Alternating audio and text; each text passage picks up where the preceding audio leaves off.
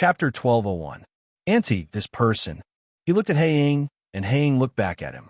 Mo Jinyan frowned and asked, "This is your brother?"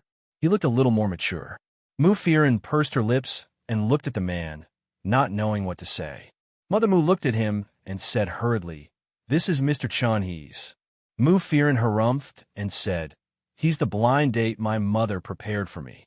There was nothing to hide, so she just said it out loud. Otherwise, her mother would make random arrangements for her in the future. Mo Jinyan paused. Then he looked at the man in front of him and said, "Oh, I'm here now. You can scram now." What did he mean by scram now? Chunhao's face turned red with anger. "Hey, say that again." Mo Jinyan harumphed and said, "You're not worth me repeating myself." Scram. So arrogant. How could Chunhao really scram? That would be so embarrassing. You talk big. I don't know how to scram. Let's see how you make me scram.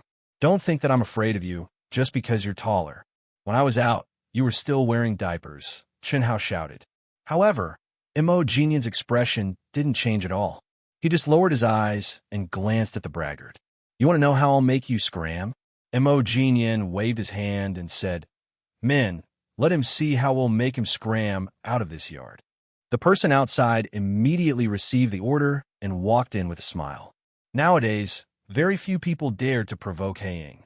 They hadn't had such fun in a long time. Now that there was finally someone who wasn't afraid of death and dared to provoke Haiying, they rushed over to have some fun. Chunhao looked at the men walking over with smiles on their faces and instinctively wanted to retreat. What are you doing, you?" He stretched out his hand and pointed at them threateningly, but his threat was too weak. A few of them lifted him up and dragged him out. Scram. I told you scram," Mo Jinyan said from behind. "I almost forgot." The men hurriedly put him down. Behind them, Mother Mu was anxious. She hurriedly shouted, No, my daughter, you can't offend him. Don't be impulsive, you." There was no way Mo Jinyan would listen to her. He just stood there and watched as his men kicked the man one round after another. It was really one round after another until he rolled out of the room. Just you wait, you." After being humiliated, Chunhao ran away angrily. Mother Mu wanted to cry at the back. "You have offended someone, you." She looked at Mu Firen. "He's one of the 4 princes in the capital. Do you know how powerful he is? How dare you treat him like this? If he takes revenge on our family in the future, what do you think we'll do?" Before Mu Firen could speak, Mo Jinyan snorted. How arrogant. How dare someone call himself the 4th young master under my nose? What young master? Which young master is he? How could the so-called 4th young master be a real young master? A real young master wouldn't say that to the public. Mu Firen said, "It's good to offend him, lest you cause trouble for me in the future." "All right, Mom. Since the things are here and you've seen him, we'll leave first." "Hey, you can't just leave after causing trouble. What should I do if he comes back to take revenge on me?" Mother Mu hurriedly cried. Mu Firen said, "I caused trouble? It was you who called him back after knowing that I have a boyfriend. Then you can solve the trouble you caused yourself." "That won't do. I'm doing this for your sake." "You." Mother Mu was about to scold her when she saw Mo Jinyan's cold gaze. She immediately shut her mouth. That gaze seemed to be filled with murderous intent. No one dared to move or say anything. Mo Jinyan snorted. "All right, Firen, don't scare Auntie." He threw something to Mother Mu. "Take this, Auntie. If he comes looking for me, tell him to find me here. Tell him that it's related to Firen and he'll be able to find me." Mother Mu looked down and saw that it was a golden card with the words resplendent in gold and jade written on it. What was that place? It sounded like a nightclub. Mo Jinyan only said that and didn't say anything else. He held Mu Firen's arm and walked out. Mother Mu waited until the two of them left before she slapped the sofa and cried, "This is really terrible. What's the use of leaving such a thing behind? What if someone comes looking for me? I can offend anyone, especially in such a way. They definitely won't forgive me. It's useless even if I kneel and beg for mercy." Mu Firen walked out with Mo Jinyan. She looked up and said, "I'm sorry. I asked you to come and see my house in such a mess." Mo Jinyan said, "So what? It has nothing to do with you. It's not your fault." Mu Firen sighed and said, "I've spoiled them too much. I debuted very early and became famous in my teens. It's not easy to make a name for yourself in the entertainment industry, but to outsiders, it seems like I've earned a lot of money. My family thinks the same too. They think that it's easy for me to earn money.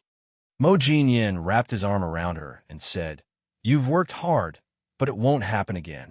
In the future, if we want to act, we'll do it. If we don't want to, you don't have to worry about what others think. You don't have to work so hard.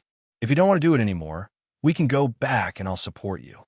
Mu Firen burst into laughter. However, such simple words made people feel so happy and beautiful. She nodded and said, "Okay, you can support me." In the past, Mo Ding always said, "Earn more money so we can live a good life." But he never said, "I'll support you." It was just 3 simple words, but it contained a kind of reassuring sweetness. Mu Firen shook her head and said, "But I still give them money. In the beginning, it was because they didn't agree with me in this industry. Now that I've succeeded, giving them money makes me feel a sense of achievement. Then, it slowly became a habit. If I don't give them money to spend, they will criticize me and scold me. Outsiders will also say that the daughter of this family is really not filial. She has money, but doesn't give it to her family." Gradually, it became a habit. That was human nature. When you get used to something, it becomes natural. When you get used to being tolerant of someone, your temper will be seen as unforgivable. When you get used to being humble and accommodating to someone, even if you have a little bit of your own will, it will be seen as selfish. And when you give too much to someone, the moment you take back a little bit, people will think that you're so evil. But no one would have thought that her giving was out of kindness, not out of responsibility, and not out of necessity. She was just used to giving money to her family. Later, when she didn't want to, they started scolding her. Later, when she really didn't want to, they even wanted to cause trouble in the entertainment industry. Chapter 1202. Mu Firen didn't have a choice.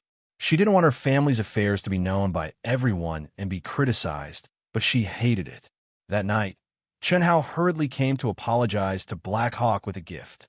At the door, he said eagerly, "Yesterday, Mr. Mo said that it's related to Miss Mu.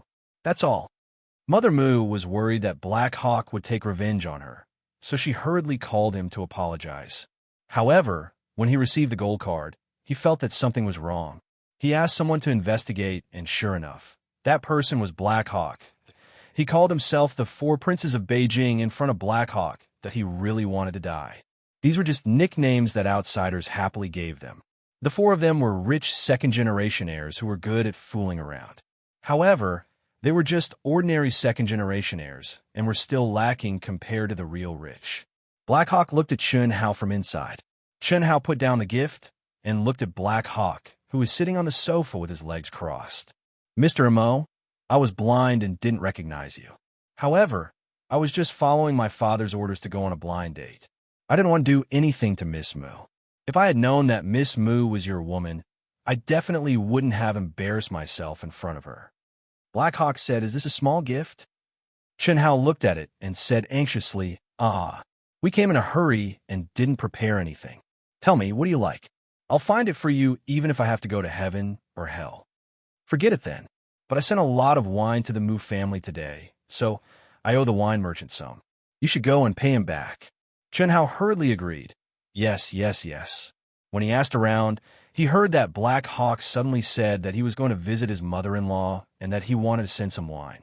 The wine merchant thought that it would be enough, but in the end, the wine shop was empty. The wine merchant said, "You can't do this. Some of my wine was ordered by someone else. If you empty it, I won't be able to work anymore." But Black Hawk didn't rob them and still paid them. However, he was speechless. After Chen Hao left, Mother Mu hurriedly sent someone to find out what had happened to Chen Hao. Was he still angry? Did he cause any trouble? Did he do anything to Mu Firen? It was all that hooligan's fault, but it had nothing to do with Firen. However, they heard that Chen Hao had come out and did not do anything to Mu Firen. He just went home obediently. Mother Mu felt strange. What did this mean? That man was fine? Then why didn't he take revenge on Chen Hao after offending him? The 2 of them reconciled just like that? Mother Mu was worried for a few days, and only calmed down when she was sure that nothing had happened. After Gu Jingyu read the script, He quickly got the hang of it. Gu Jingyu was, after all, Gu Jingyu. Even if he ran away for 2 years, when he came back with the script, he still looked like the best actor. The filming of the TV series began. Along with the release of the game, the data of the open beta was also released. The results of the open beta were very good. Not long after, it became popular on the internet. Everyone was discussing how to join the online world.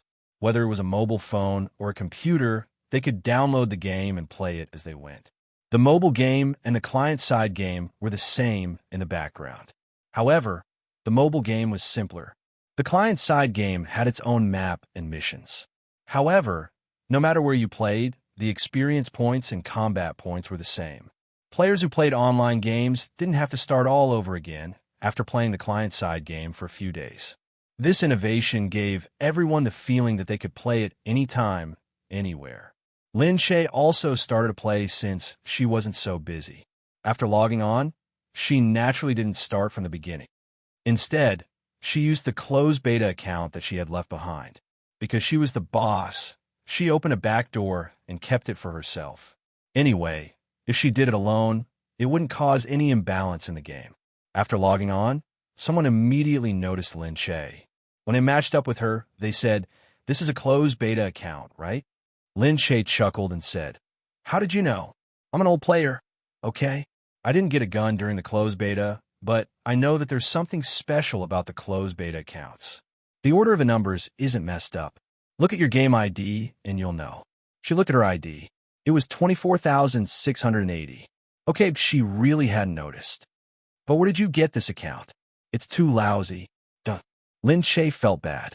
"Guru, can you give me some face? It's a closed beta account after all. Tell me how you got the closed beta account first." I don't know either." Lin Shay decided to play dumb. "The closed beta accounts have been taken back. Why didn't you take yours back? Maybe they forgot to take it back." "That's impossible." He chased after them. Fortunately, the opposing team attacked at that moment. He quickly went up to help. After a series of PKs, a few people died on both sides. Only then did this wave of team battle end. After winning, Lin Shay slipped away and left the team. But as soon as he went down, he saw that the people who were playing just now had added him as a friend. "Guru, please carry me." "Guru, do you think you have connections?" "Guru, are you rich in the company?" "Guru, do you have connections in the company? Can you give me some equipment?" Duh. Lin Shay quickly went offline. He felt that his ID was too eye-catching, but he had never had a problem playing it before. It was all because of that person who knew about the industry had found out and reminded others to come and watch him. Lin Shay sighed. I can't be too eye-catching. Next time, I'll ask if I can hide my ID." Gu Jingze was also behind him. He asked what's wrong. Lin Shay told him what had happened. Gu Jingze said, "Then why didn't you hand in your closed beta account?" Lin Shay said, I had nothing to do, so I went up to show off." "Then why are you complaining to me?" "Hey, I'm pretending. Can't you tell? When I'm complaining, I'm waiting for you to be envious. Didn't I tell you to expose me?" Although it was very eye-catching, Lin Shay was secretly happy. It was different from being liked by fans in the entertainment industry. Being treated as a guru in the game was a great feeling.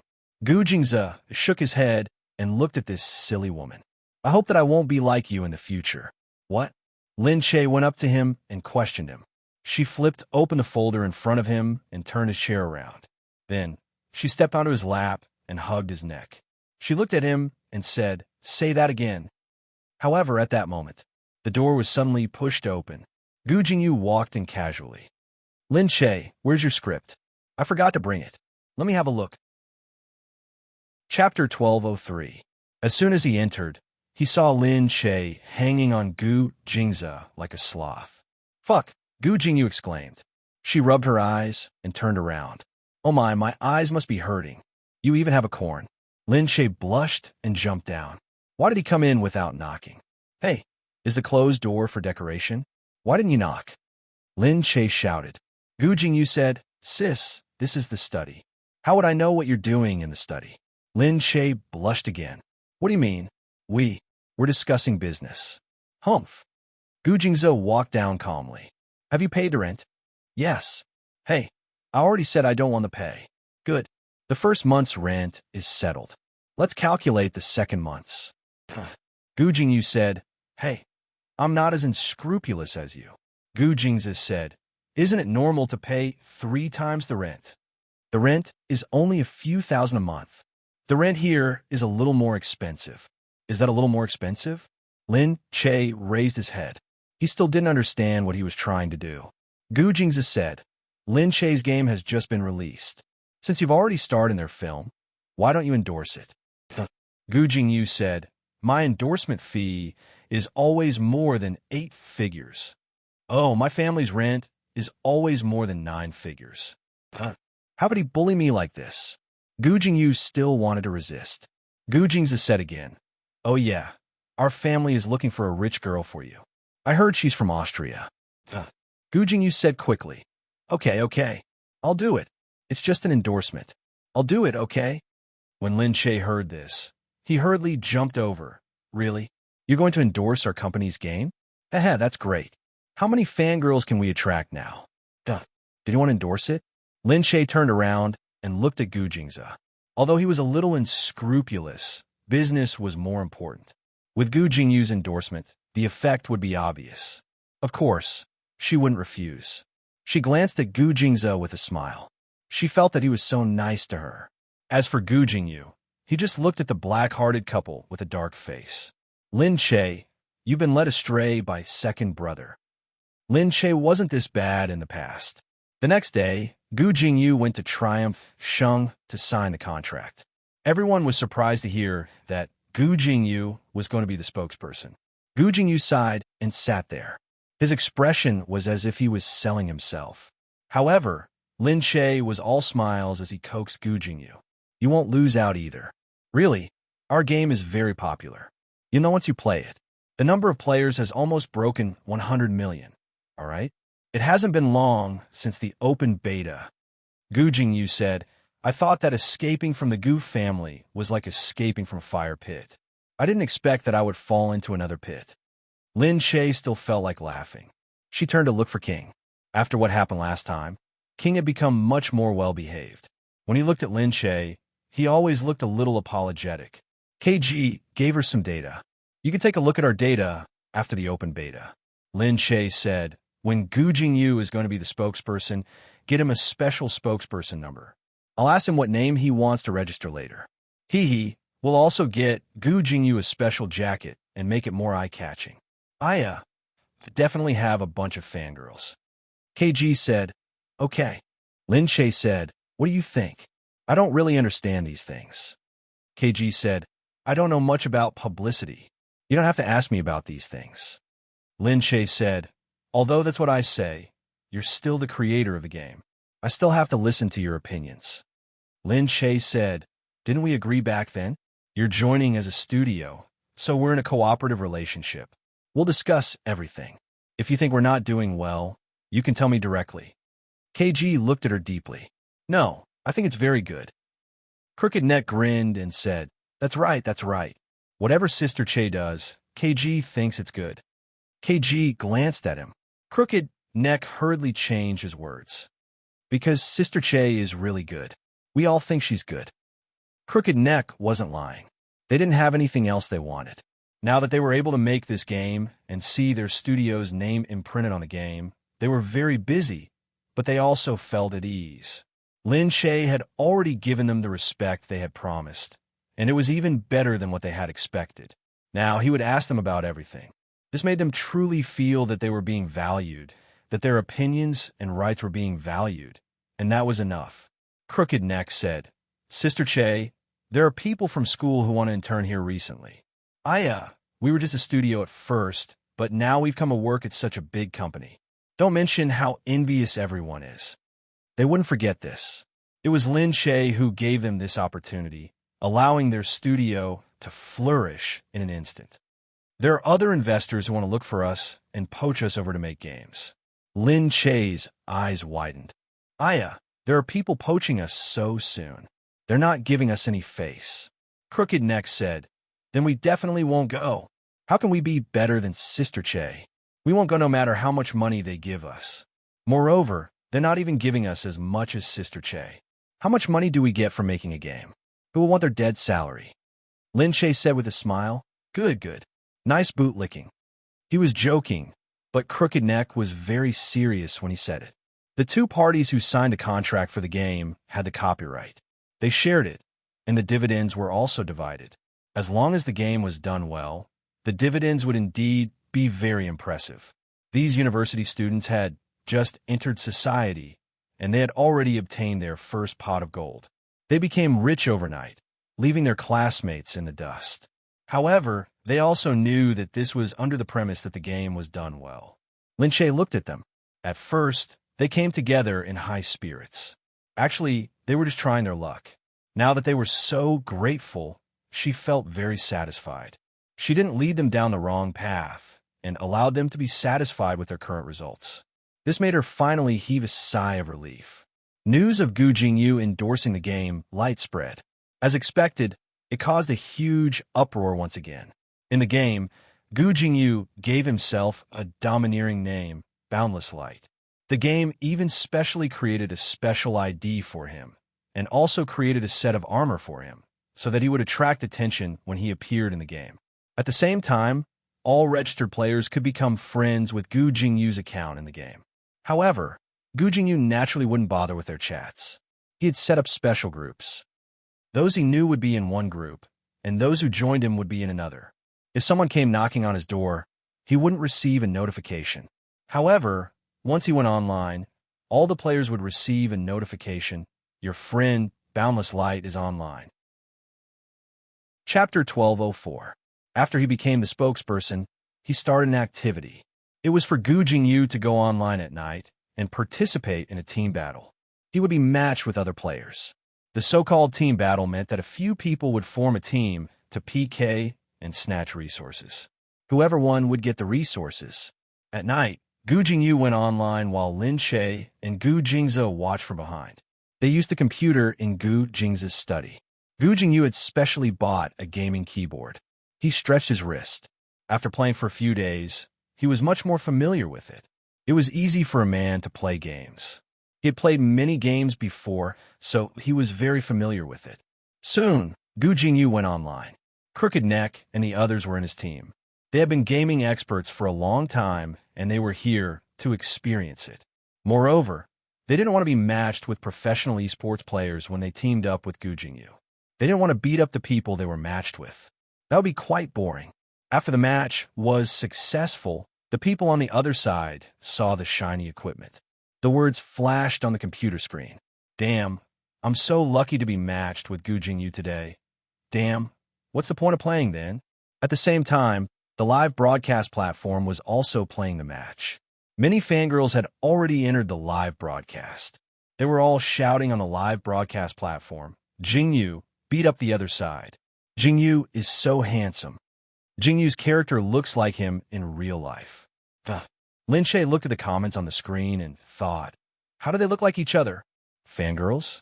There's something wrong with their eyes. The live broadcast platform screen had already caught up. In just a short while, it was almost impossible to see what everyone was posting. However, the speed at which gifs were being sent had already flooded the screen. It could be seen that Gu Jingyu's popularity was really incomparable.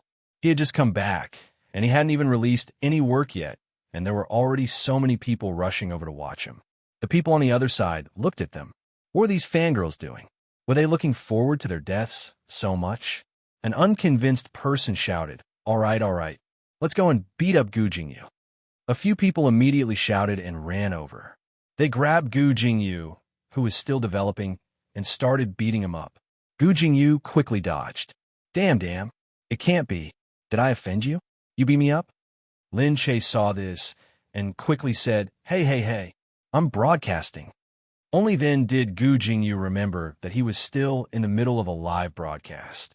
Oh, cut off the inappropriate words just now. I'm not scolding anyone. I'm just saying, why did these people hit me? When everyone saw that Gu Jingyu had such a side to him, they couldn't help but exclaim in surprise. Gu Jingyu is so cute. I knew it. Although Gu Jingyu is usually cold, he's just too lazy to deal with reporters. He's so warm in person. Gu Jingyu's hands are so beautiful. In short, Gu Jingyu's poop was fragrant. Gu Jingzi rolled his eyes. But at the same time, someone else noticed something else. What's going on? I heard a woman's voice. Isn't he Gu Jingyu's manager? His agent is a man. That woman's voice sounds like Lin Che's. Are the two of them together now? Heavens, I seem to have discovered some incredible secret.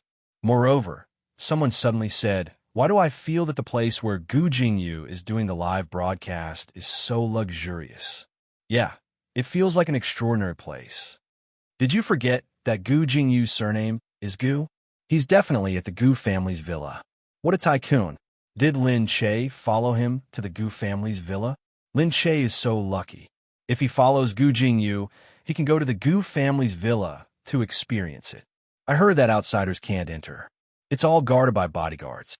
Oh look, Jingyu was killed again. At the side, Crooked Neck and the others were already trying their best to protect Gu Jingyu. However, later on, Crooked Neck realized that these people were really looking for Gu Jingyu everywhere. Crooked Neck and the others held the attitude of being number one in the game, so they went to the enemy's villa to rob the resources. After all, killing people wasn't the number one. Winning the game was the number one. This was a game with a bit of strategy. It didn't just let you kill people.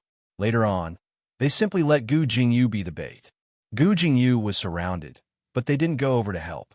Instead, they waited to attack the enemy's backline. At first, Gu Jingyu paid attention to his image, but later on, he was so angry that he directly cursed. You guys are doing this on purpose, aren't you? Crooked Neck, you threw me there to be bait, didn't you? Fuck, you wanted to be bait? Just you wait, I have emotions too, okay? KG, why are you like this too? Because Gu Jingyu's behavior was too different from usual, this livestream soon became the hottest news. It was said that Gu Jingyu was playing games in the livestream. The young gamer cursed continuously. He was very different from the Gu Jingyu on the screen. When everyone saw this, they were very curious. Why was he different? Hence, another wave of people entered the livestream.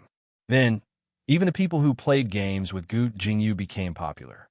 What's that Crooked Neck for? Who's KG? Who's in her team? He's a professional betrayer. Everyone laughed and watched. For the whole night, there were endless jokes. This livestream had created so much fun. Hence, there was no doubt that the game would continue to be popular the next day. In one night, the number of downloads directly exceeded 100 million. The number of registered users also directly doubled. Lin Che was overjoyed. Looking at the gaming platform, saying that the most popular game of the year was probably going to be Light, he felt as though he could see money falling down the drain. However, of course, everyone naturally did not know that this game was originally created by Lin Che. Hence, they were still saying that Lin Che was lucky to have chosen the right script. If the game was so popular, the TV series wouldn't be bad either, right? Of course, there were also people who said that it might be terrible and let the fans down. On the set, everyone was busy. Because the audience had high expectations, everyone felt that they had to live up to their expectations. They were very busy and full of energy. Gu Jingyu and Lin Che's scenes had always come as they pleased. Hence, at this moment, she did not even look at the script. Instead, she was enthusiastically playing the game. After the few days of endorsement, Gu Jingyu suddenly felt that this game was really fun. She became addicted to it, and every day, she would play it whenever she had time. Lin Che watched from the side, his heart filled with both joy and worry. She said, "Don't go overboard. You're not even filming properly anymore. Don't kill the donkey when it's no longer of use. Don't you see how many people I help you get to register every day? Yeah, I see it. Right now, the headlines on Weibo are all saying that the internet addict Gu Jingyu is addicted to games again. How can there not be many people playing? You're on it every day." Chapter 1205. So, aren't you going to treat me to a meal? Come on. Treat me to a meal, Gu Jingyu said with a smile. Lin Che glared at him. She saw that the visiting reporters were still aiming at the two of them. Then, she saw Gu Jingyu's ambiguous expression. She immediately knew that he was doing it on purpose. Lin Che snorted. She wouldn't fall for his trick. If she went out alone with him, the reporters would be looking for trouble. How could she not write nonsense? She said, Okay, treat me. Really? Lin Shay was so obedient today. He raised his eyebrows in confusion. Lin Shay had already raised her head and said, "The crew is having a meal today. Everyone has worked hard these few days. The crew is treating you to a meal." "Ah, that's great. Sister Che is so nice to us." Lin Shay smiled and turned to look at Gu Jingyu, who was speechless. She was telling him, "Do you think I'm easy to fool?" Anyway, the crew had wanted to treat everyone to a meal to reward them. They had been working overtime recently, and it was really tiring. So, they might as well treat them to a meal together. Gu Jingyu said, "As expected, after you got together with second brother, you took after him. I'm happy to." Lin Shay raised her head proudly. She wasn't ashamed, but proud. Lin Shay quickly asked her assistant to book a hotel. The place couldn't be too bad. Although there were many people, it was a rare gathering. Lin Shay would usually choose a good place. This time, they came to eat at a Japanese restaurant. Many people loved to eat them. Some of them were raw, while others were cooked. Especially the girls, they ate happily. Gu Jingyu naturally sat together with Lin Shay. He drank some sake and was a little drunk. "I told you that I have good eyes. Look, I knew that you would have a bright future." "Really? Then you didn't realize that I was your second sister-in-law. Get lost." Gu Jingyu looked at Lin Shay. Unfortunately, he had met her a little too late. However, he wasn't lusting after his second sister-in-law now. He had already accepted that she was his sister-in-law. Moreover, he really hoped that a girl like Lin Shay could be happy. He just felt that he actually wanted a girl like that. But he just couldn't find one at the moment. Every girl that his family found for him, he felt very annoyed. Why wasn't he as lucky as his second brother to meet such a suitable girl? After a moment of melancholy, he got up and said, "Go pee." "Have a safe journey, moi," said Lin Shay. Meanwhile, on the other side, "Hey, can you move to the side? Someone's sitting here, okay?" Suwon was just about to sit down when someone squeezed to the side. Suwon looked at her. They were both small actors in the crew. Her scenes were slightly more than this girl's, so she was constantly pushed aside. It was just because Suwon and Lin Shay had a grudge in the past. Because of the endorsement issue, they had some history. So they secretly wondered what Lin Shay was thinking. Why would he bring this woman into the cast and give her so many scenes? Someone said, "Sister Che is too magnanimous." Someone said, "Maybe Lin Shay just wants to use her to show his magnanimity." But she's so shameless. She leached off Lin Shay's popularity in the past, and now she still has the nerve to come here to play roles. That's right. I've never seen such a thick-skinned person. You guys don't know, but she even snatched her own sister's boyfriend in the past and killed him. She's very famous in the circle. Suwon felt a stab in her heart. Yes. Yes, she was the one who killed him. Suwon thought that because of this, her family started to hate her completely. They treated the younger sister that they brought from the orphanage as their own daughter. Instead, they felt that she wasn't their own. From then on, Su Zhan started to bully her and even framed her for the conflict with Lin Shay, making it difficult for her to move forward in the circle. Suwon closed her eyes. However, even if they wanted to cut off all of her paths, she still had to prepare and work hard to move forward. After being pushed aside, Suwon walked out. But she didn't expect that suddenly she felt someone pressing down on her neck from behind. Then, she was lifted up like a little chick, and her mouth was immediately covered with something. A strange fragrance made her mind muddled. Is it this woman? That's her. Oomph. I didn't expect her to be so tender. Let's go. Suwon heard someone say this and felt that something was wrong. What's wrong? What's wrong with her? What are these people doing? You guys, let me go, she said in a daze. Oh, why would we let you go? You're going to tightly clamp us in a while and not let go. Hee hee, little beauty, come quickly. I can't wait anymore. You guys. Together, the two of them dragged her out. Who let you guys come? Su Zhan, is it her? Snatched everything from her and framed her until she was worthless. Wasn't that enough? Hee hee, you don't need to know this. Serve me well, and we might tell you. Ha ha. Suwon wasn't convinced. She couldn't be destroyed by Su Zhan like this. She just had a new role. Lin Shay didn't have a gap with her because of what happened in the past. She doubt at this time, she suddenly saw the wine bottle on the side. She grabbed it. She didn't know who placed it here, but she wanted to grab it as soon as possible. Knocking it on the ground, she quickly picked up the wine bottle and poked the person behind her. Ah! Accompanied by a scream, she finally escaped. In front of her, a figure swayed. She stumbled and caught hold of him. "Save me! Help me!" Gu Jingyu narrowed his eyes. "You are? Save me!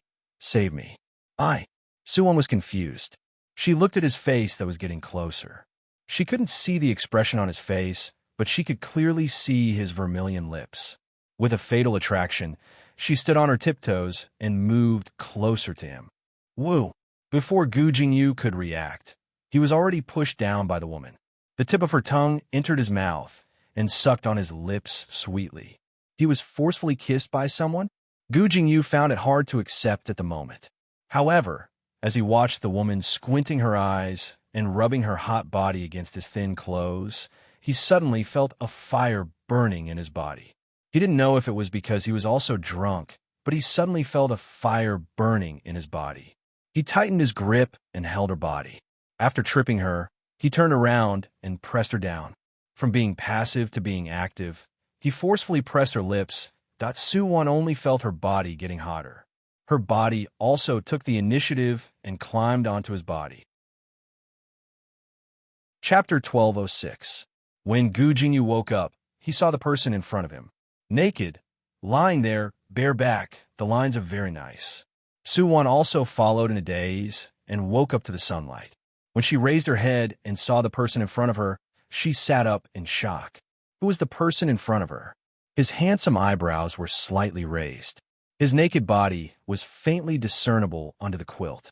On his handsome face, there was a bit of resentment after waking up. His knitted eyebrows still looked very good. His gaze was fixed on her face with some indescribable emotions. Gu Jingyu, of course. She knew Gu Jingyu. She just didn't know why he was by her side. She suddenly thought of what happened last night.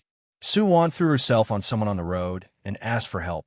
Then, the pain under her body reminded her of what just happened.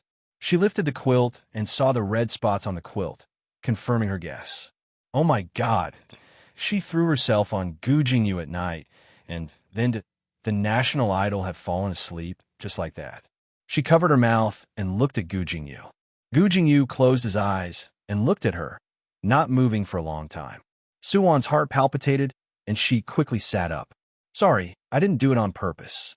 Last night, I was just asking for help on the road. I didn't expect." Gu Jingyu pulled her up. "Then the way you asked for help was really special." Suwon bit her lip and thought about it. Who would ask for help like this? However, she was in a daze at the time and really didn't know what happened. She said, "I was in a daze at night and didn't know what happened." "So you're saying that you don't know who I am?" I really didn't see who it was." Gu Jingyu's eyes sharpened. Didn't see who she was. So, she just gave herself to someone else? Gu Jingyu stood up and said, "Since it's like this, then let's pretend that nothing happened." "Okay, I will," Suwon quickly said. She just hoped that Gu Jingyu wouldn't think that she did it on purpose. She quickly got up and didn't say anything. However, when she got off the bed, she fell on her, but because of the pain in her leg. She quickly got up and didn't dare to look back. She quickly ran out. After leaving this place, she didn't expect that outside. Someone was chasing after her. Not long after he left, his phone vibrated. He picked it up and saw that there were more than 20 missed calls from last night. It was from home and an unfamiliar number. At this moment, it was another stranger. "Hey, are you Suwon?" "It's me. We are the police. You injured Ren Ong last night. If you don't come now, we have already located you. Do you want to surrender yourself? Or do we want to arrest you? It's up to you." "What?" "Police station." Suwon turned herself in. But she didn't want to turn herself in. She just wanted to explain the situation. "Mr. Policeman, I was really drugged by them. They wanted to harm me, so I had no choice but to fight back and defend myself. This is a legitimate defense, right? You can still fight when you're unconscious. I was in a hurry. I don't know where I got the strength from. But your test results just now didn't show any abnormalities. Nothing at all. It happened last night. Maybe the drug has been expelled today. Besides, it was originally inhaled. I don't think there's much in the blood. Do you understand, or do I?" "You." Suwon watched as the policeman finished speaking. Then, she slapped the table and left. As for Gu Jingyu, after coming out, he received a call from his agent asking where he went. He was annoyed but still returned to the set. Why isn't Su-won here? Yeah, this character has scenes today. I can't contact her. Gu Jingyu heard Su-won's name and went over to see the costume. He suddenly remembered that it was the girl from yesterday. Her name is Su-won? He walked over. The assistant directors who were still talking were shocked and quickly became respectful. Jingyu, what can I do for you? Gu Jingyu said. What's wrong with this person? Why isn't she here yet? Sigh. Gu Jingyu actually cared about the problems of actors. The assistant director said, Oh, it's a small problem. I don't know why she isn't here yet. I can't get through to her on the phone. If this continues, I'll just ask the company to take her back. All right, don't worry. Usually, this girl is quite hardworking. I don't know what's wrong with her today. Every day when there aren't any scenes, she would come and help. She watches others film and even helps me carry props. She's pretty good. Something must have happened for her to not come. Gu Jingyu frowned. Seeing that Gu Jingyu was still here, the assistant director asked him, Jingyu, if there's anything, just say it. Don't worry, this actress won't affect your scenes. Of course, if a small actor affected the lead scenes, then no one would be able to do it. Gu Jingyu said, It's fine, there's no need. All right, give me her number. Huh? He wants a number? The assistant director felt a little strange, but they had to quickly give Gu Jingyu whatever he wanted. The phone was still in Gu Jingyu's hands very quickly. Gu Jingyu cursed and picked up the phone to make a call. Indeed, no one picked up. What happened? Did he hurt her last night? It was her first time, so he could naturally feel it. But because of the effects of alcohol, he didn't take pity on her first time. At this moment, suddenly, a few policemen walked in. Hello, someone called Su-won. She's from your crew, right? Ah, yes. There are many people in the crew, so this kind of thing would happen occasionally. Some people would turn their heads to look when they saw the police coming, while some wouldn't even look. Anyway, it was the crew's matter and probably had nothing to do with them. Otherwise, the crew's assistant would have looked for them long ago. But the people who heard it felt strange. What happened to Su-won that she even called the police over? He said, Su-won is now suspected of intentionally hurting Ong and wants to understand the situation. What? Suspected of intentionally hurting? Who did she hurt? Gu Jingyu usually didn't care about this kind of thing, but he didn't know why he suddenly heard this at this time. Intentionally hurting, then she's now, in the police station. Su-won looked at the person who came. I really am. Okay, someone's here to pick you up. Su-won was stunned. She waited for an entire morning, and no one paid attention to her. Now, someone actually came to pick her up? Who? Your crew. Oh, she was really surprised that someone from the crew would actually come pick her up. However, when she got outside, the person standing there was wearing a cap, a mask, and a pair of big black sunglasses. However, even with such a tight disguise, it still couldn't hide the strong aura on his body. Chapter 12:07. Gu Jingyu. Why'd he come? The people nearby were already attracted by the handsome figure, but they didn't dare to guess who it was. No one guessed that it was Gu Jingyu either, because why would Gu Jingyu come to the police station himself? With his identity, a lawyer could handle everything. Su-won was surprised, and her heart skipped a beat. Could it be that he was still angry about what happened last night, and came to the police station to settle the score with her? Su-won ran over. You.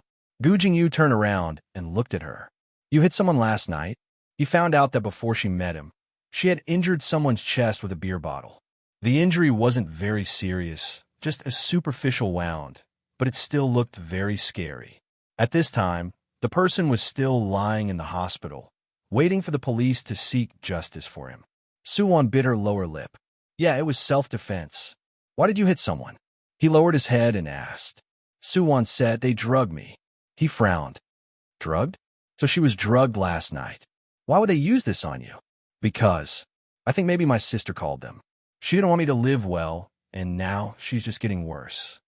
He took a breath and looked at her, not saying anything else. Let's go. Huh? Has everything been taken care of here? I'll let the lawyer handle it, he said. After that, he walked out as if he didn't want to stay here for a moment longer. Outside, after getting into Gu Jingyu's car, he looked at her. Where do you live? Suwon said, I still have to go to the film set. I still have scenes today. Gu Jingyu frowned. I've already applied for leave for you. Huh? Suwon looked at him gratefully. It turned out that he wasn't that hard to get along with. Tell me, where do you live? He said impatiently. Oh, I'm still living in the school dormitory. She was still studying at the drama academy and was now a third-year student. Although the school was concerned that students could apply for leave when they went out to film and didn't have to go to class, she was still a student. He looked at her again. Looking at her smooth skin, she was indeed very small. Soon, the car arrived at the school gate. Just stop over there. There's no need to go over. What would happen if Gu Jingyu entered the school? Could he still walk in? Although many students had seen a lot of celebrities because of their part-time jobs, they hadn't seen many national idols like Gu Jingyu. It was too difficult to meet him. Therefore, many of her classmates were envious, jealous, and hated her for being able to join the production team of Glory. Someone even asked her if she had seen Gu Jingyu before. Yes, I have. Now, not only had he met her, but Gu Jingyu said, not yet. No need, don't go in, she said hurriedly. He turned his head. Why? Because a lot of people inside know you. It's not good to be seen, Suwon said. Gu Jingyu wanted to laugh. Isn't it good to be seen? Why? Am I embarrassing you? No, of course not. It's just that if you go in, everyone will know you and they will definitely surround you. I'm worried that they will misunderstand our relationship or surround you and cause unnecessary trouble. Is it because you're too famous?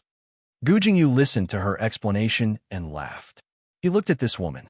She didn't want others to know that she had a relationship with him. Why? Wouldn't there be more topics and news if she had a relationship with him? Was it because she was afraid of trouble, or was it because she was worried that people would ostracize her? He didn't know.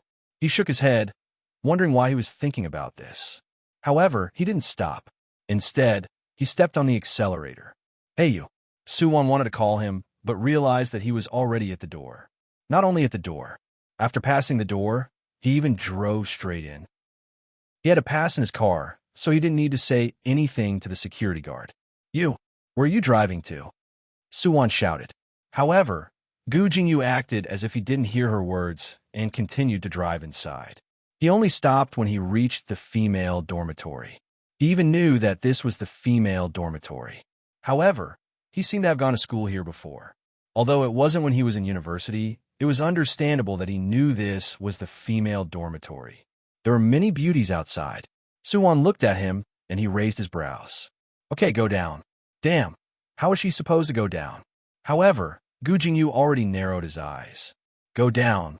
Suwon bit her lower lip and could only turn around and jump down. She quickly ran inside and didn't dare to look back, afraid that people would see that she had a relationship with the two luxury cars that entered the school. Gu Jingyu sat in the car with one hand on the side and watched her run in. He raised his brows and smiled. She still dared to think that it would be bad if he came in. He was the one who would be affected. What bad effect would it have on her? Who did she think she was? However, after Suwon went in, she realized that she was still discovered. Suwon, why did a car send you? Yeah. Is it from your crew? Suwon said, a car came to send me. It's from a crew. She went in dejectedly, still feeling some pain down there. Thinking about it now, she still felt her face burning. Last night, she seemed to have done it for too long, and it was her first time. It was a bit uncomfortable. He was too brave. Different from others, he was so passionate in bed, as if he was another Gu Jingyu. A few people looked at Suwon. Your crew is too good. Even the car is so luxurious. Suwon, you're lucky. You were chosen by such a good crew. You're going to be popular this time. Suwon is obviously the most popular among us. She's been on the headlines before. They said that she stole Lin Che's endorsement. That time, it was quite a big deal. Although she was slapped in the face later, everyone still thought it was funny. They looked at Suwon and started mocking her. Suwon was used to their mockery. She was too lazy to say anything and just walked in. Everyone watched as Suwon walked in and snorted. Really? Isn't she just acting in a small role? There's even a car from the crew to pick her up? She didn't sleep with some rich guy, right? Maybe. The circle is so messy. She just entered and used Lin Che to create hype. Everyone snorted. They were jealous that Su Wan could act in such a popular TV series. As for Gu Jingyu, when she returned to the crew, Lin Che was still trying on his clothes. Gu Jingyu, where did you go? She asked. Gu Jingyu replied, I went out for a walk. Why? Hey, I'm the boss. Can't I ask where you want to have fun? Everyone looked at Lin Che and him. This kind of conversation could only be said between the two of them. Other people definitely wouldn't dare to joke around with Gu Jingyu. Chapter 1208. Gu Jingyu sat down and crossed his legs. He thought back to the past. That woman was actually quite tasty. Although it didn't matter if it was her first time or not, he still felt a little guilty knowing that it was her first time. Lin Che went home with Gu Jingyu that night. Fortunately, there were no reporters following them. Otherwise, they would think too much if they saw the two of them together. In the car, Lin Che asked, Where did you go today? Gu Jingyu wasn't like this in the past. Although he was an S-list celebrity, he was still a very professional person. In the past, no matter when, he would stay with the crew. He wouldn't go out for a day without saying a word. Gu Jingyu said, What? I was only late for a day. At most, you could deduct my pay. Hee, didn't you pay the rent? Yeah. How can you be so disloyal to my second brother? Lin Che looked at Gu Jingyu's evasive look and suddenly thought of something. Gu Jingyu, you can't be. Can't be what? It can't be because of a woman, right? Gu Jingyu raised his eyebrows and looked at the gossipy woman. Hey. Where did this woman come from? Huh, I think you're a little suspicious. Lin Che laughed. Gu Jingyu said, Hee, believe it or not, I'll beat you up. Huh, I don't believe it. If you dare to hit me, your second brother won't let you off first. Why do I feel like you're a villain intoxicated by success? Gu Jingyu tilted his head and looked at her. Lin Che smiled proudly. Of course. Hee, let's go back to the game. I'll kill you. Killing people in the game wasn't against the law. He wanted to kill this little woman who kept asking questions for no reason. Lin Che said, All right, come at me. I'm not afraid of you. Just based on your ability in the game. During the last event, he was almost beaten up in the game. After that, the netizens felt sorry for him and said that Gu Jingyu was really always getting killed while playing the game. Gu Jingyu said indignantly, That's because they ganged up on me. Later on, I won't be polite to you. When they went back, the two of them each took a computer and started the game. The game was so popular that the area was basically full, but it was still possible to enter. As soon as Gu Jingyu came online, the entire world was shouting, Gu Jingyu is here again. Hey, why again? Because Gu Jingyu has been playing a lot lately. How pitiful. He was beaten so badly last time, but he still hasn't lost his confidence in the game. Lin Che couldn't help but laugh out loud when he saw the messages in the World Channel. Gu Jingyu's face darkened. Fortunately, Gu Jingyu's fans immediately swarmed over. They even formed a fan club in the game with the word "you" in front of their names. Anyone who dared to say anything bad about Gu Jingyu in the game would immediately be attacked. The fans spent money like flowing water. In order to protect their idols, they did not hesitate to spend a large amount of money on small speakers. They shouted over and over again, brushing away all the words in the world. They used the flowers and the small speakers to decorate the screen and cheer for their idols.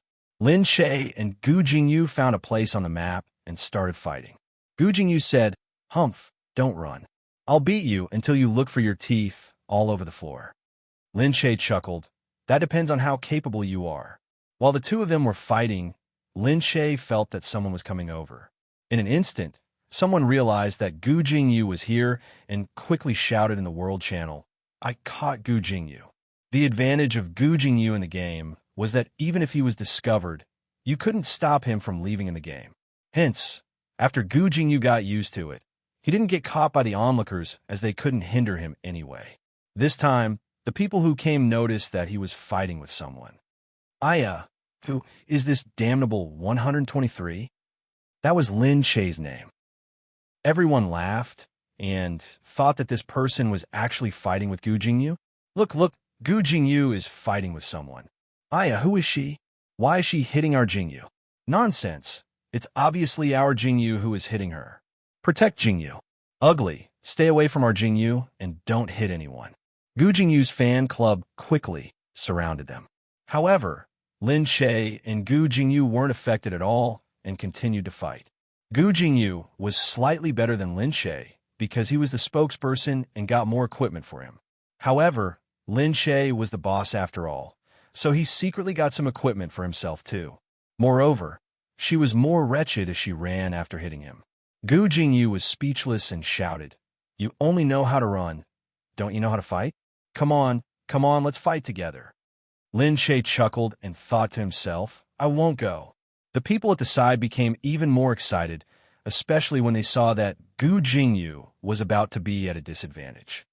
"This woman is bullying our Jingyu. Don't bully him. Where did she come from? How dare she bully our Jingyu? Shameless bully. She must have seen our Jingyu playing in the wild and purposely came over. Aya, she's too wretched. If you have the guts, just fight her." That's right. Our Jingyu is too straightforward. The people at the side clamored for a long time and scolded Lin Che. However, someone passed by and said in the World Channel, "That's enough. I think that person knows Gu Jingyu." "How could that be?" Someone asked. That person said, "That's an internal account. If it's not a god, then it's a tycoon. That's why there's such a closed beta account. It's actually a closed beta account that hasn't been deleted. It looks like she's a tycoon or a higher up in the game.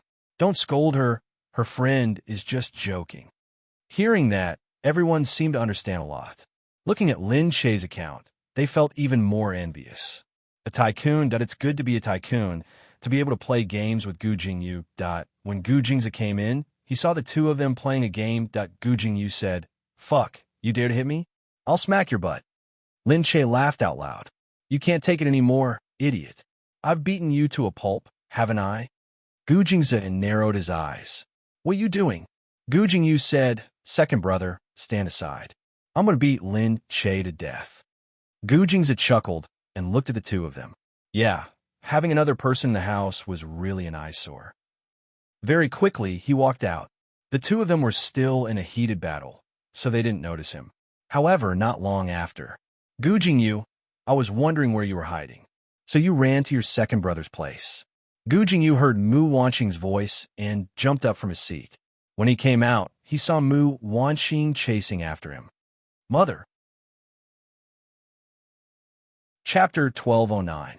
Gu Jingyu. Mu Wanqing said, "We've been looking for you for so long. Instead of coming home, you're still hiding outside." "Mom, how did you know I was here?" Mu Wanqing chased after him. "Come here." "Mom, I'm not going home, really. You can't not go home. Missin has been waiting there for 3 times, but you stood her up. Come here. I'm telling you, you can't run away this time. I don't want to get married. Even if you don't want to get married, you have to go and take a look. Hey, Gu Jingyu, you don't really like men, do you?" Gu Jingyu was speechless. Mu Wanqing said, "Even if you like men, you can bring them back. We could talk about it." "Mom, that's enough. I'm going home to see Miss," and Mu Wanqing laughed when she heard that. Okay. Come back with me now. We'll discuss other things." Gu Jingza looked at them coldly. Gu Jingyu wanted to die. She glared at Gu Jingza and said, "Second brother." If Gu Jingza hadn't informed them, the Gu family wouldn't have known that Gu Jingyu was here. If Gu Jingza's people didn't want to leak information, they would be impregnable unless they wanted to. Gu Jingyu was brought back just like that. Lin Che looked at Gu Jingza and patted his chest. "What happened? How did his family find out?" Gu Jingza said, "Maybe he was on the news and his family found out. They won't go anywhere else. I'm the only one who will take him in. But it's good for him to go back." Lin Che sighed. "How pitiful."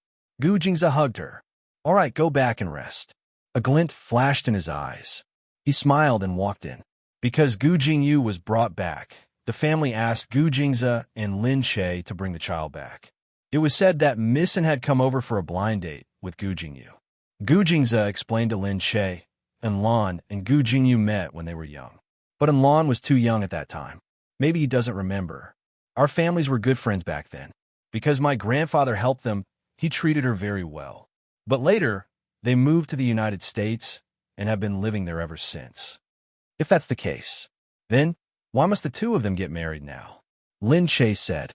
Gu Jingza said, "Because our family owes them a favor.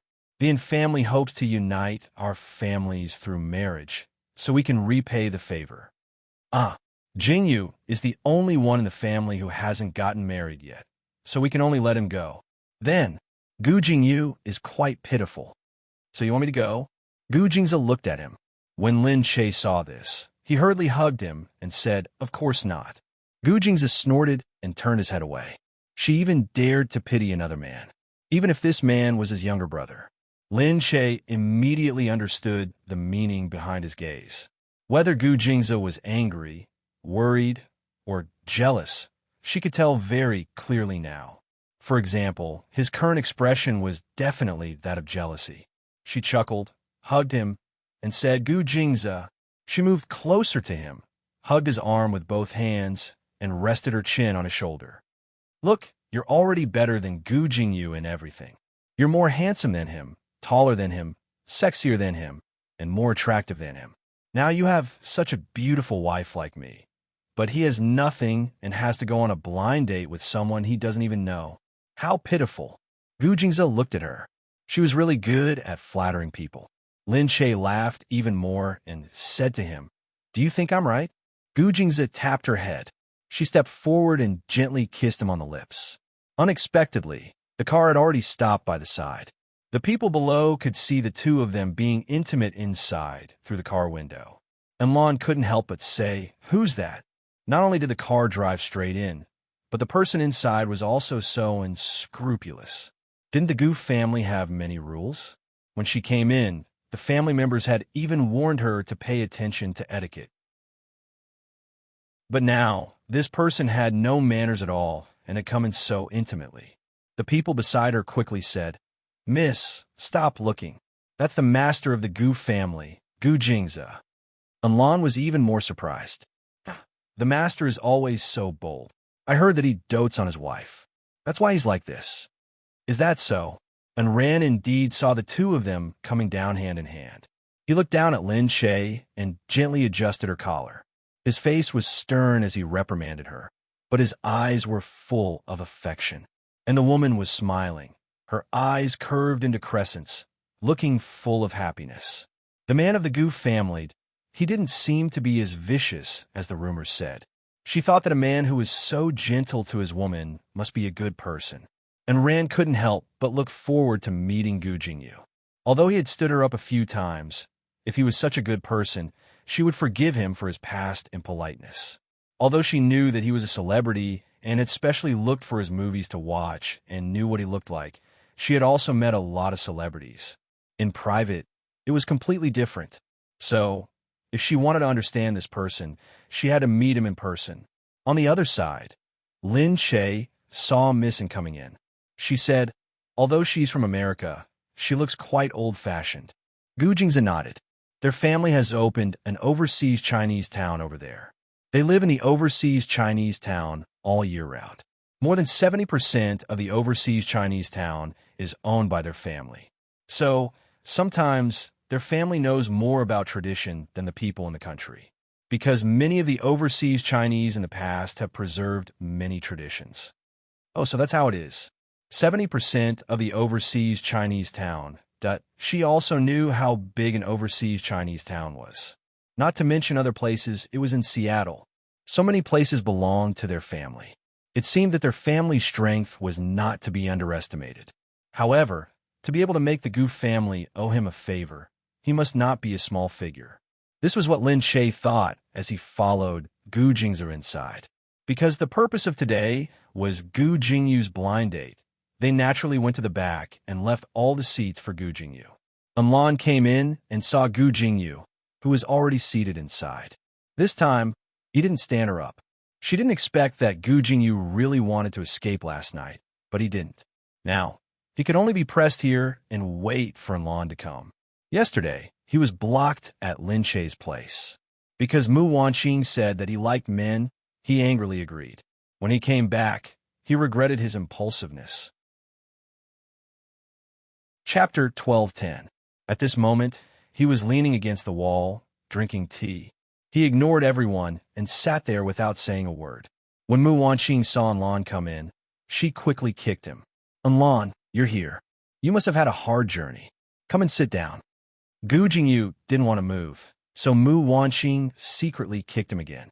Gu Jingyu frowned, but he still stood up. It was just that he was standing crookedly like a hooligan. This was very different from his usual self. He looked like a hedonistic son of a rich family. Moreover, he was the kind of hedonistic son who had been spoiled to the point of being rebellious. Although Gu Jingyu was the most rebellious child of the Gu family, he was definitely different from the hedonistic sons of other families because the Gu family's upbringing was more strict. The Gu family had their own bottom line. The kind of person who would turn the world upside down and indulge in debauchery definitely didn't exist in the Gu family. However, Gu Jingyu was the best actor after all, that he had acted in all kinds of roles, so it was easy for him to act in any role. His eyes were crooked, and he put his hands in his pockets. Looking to the side, he pursed his lips and said, "This is Enlon." Enlon was instantly disappointed. He had thought that although he wasn't the head of the family and was a celebrity, he should still be a member of the Gu family, so he shouldn't be too far off. However, Gu Jingze, who had just become the head of the family, gave off a mature and steady feeling, with a restrained, domineering aura. But the man in front of him, why did he look so frivolous? Enlon looked at him, unable to hide the gloominess on his face. Mu Wanqing was also extremely surprised. She pulled Gu Jingyu and said, "What are you doing?" Gu Jingyu said, "What's wrong?" He still dared to say what was wrong. It wasn't like this before. Mu Wanqing secretly pinched Gu Jingyu. "Stand still." Ouch! Gu Jingyu let out a cry. Enlon was even more surprised.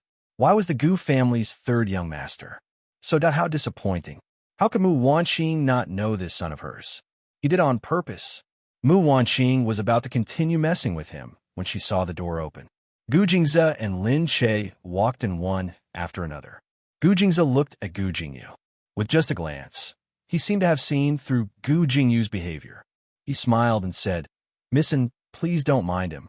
Jingyu is still a child. He has a strong desire to perform. He will only hide his emotions when he meets someone who makes him nervous." Gu Jingyu glared at him. What did he mean by concealing his emotions? Gu Jingze was here to ruin his plan, wasn't he? Enlon looked at Gu Jingze and then at Gu Jingyu. The two of them looked very similar. They were both sexy and charming. However, their temperaments were worlds apart.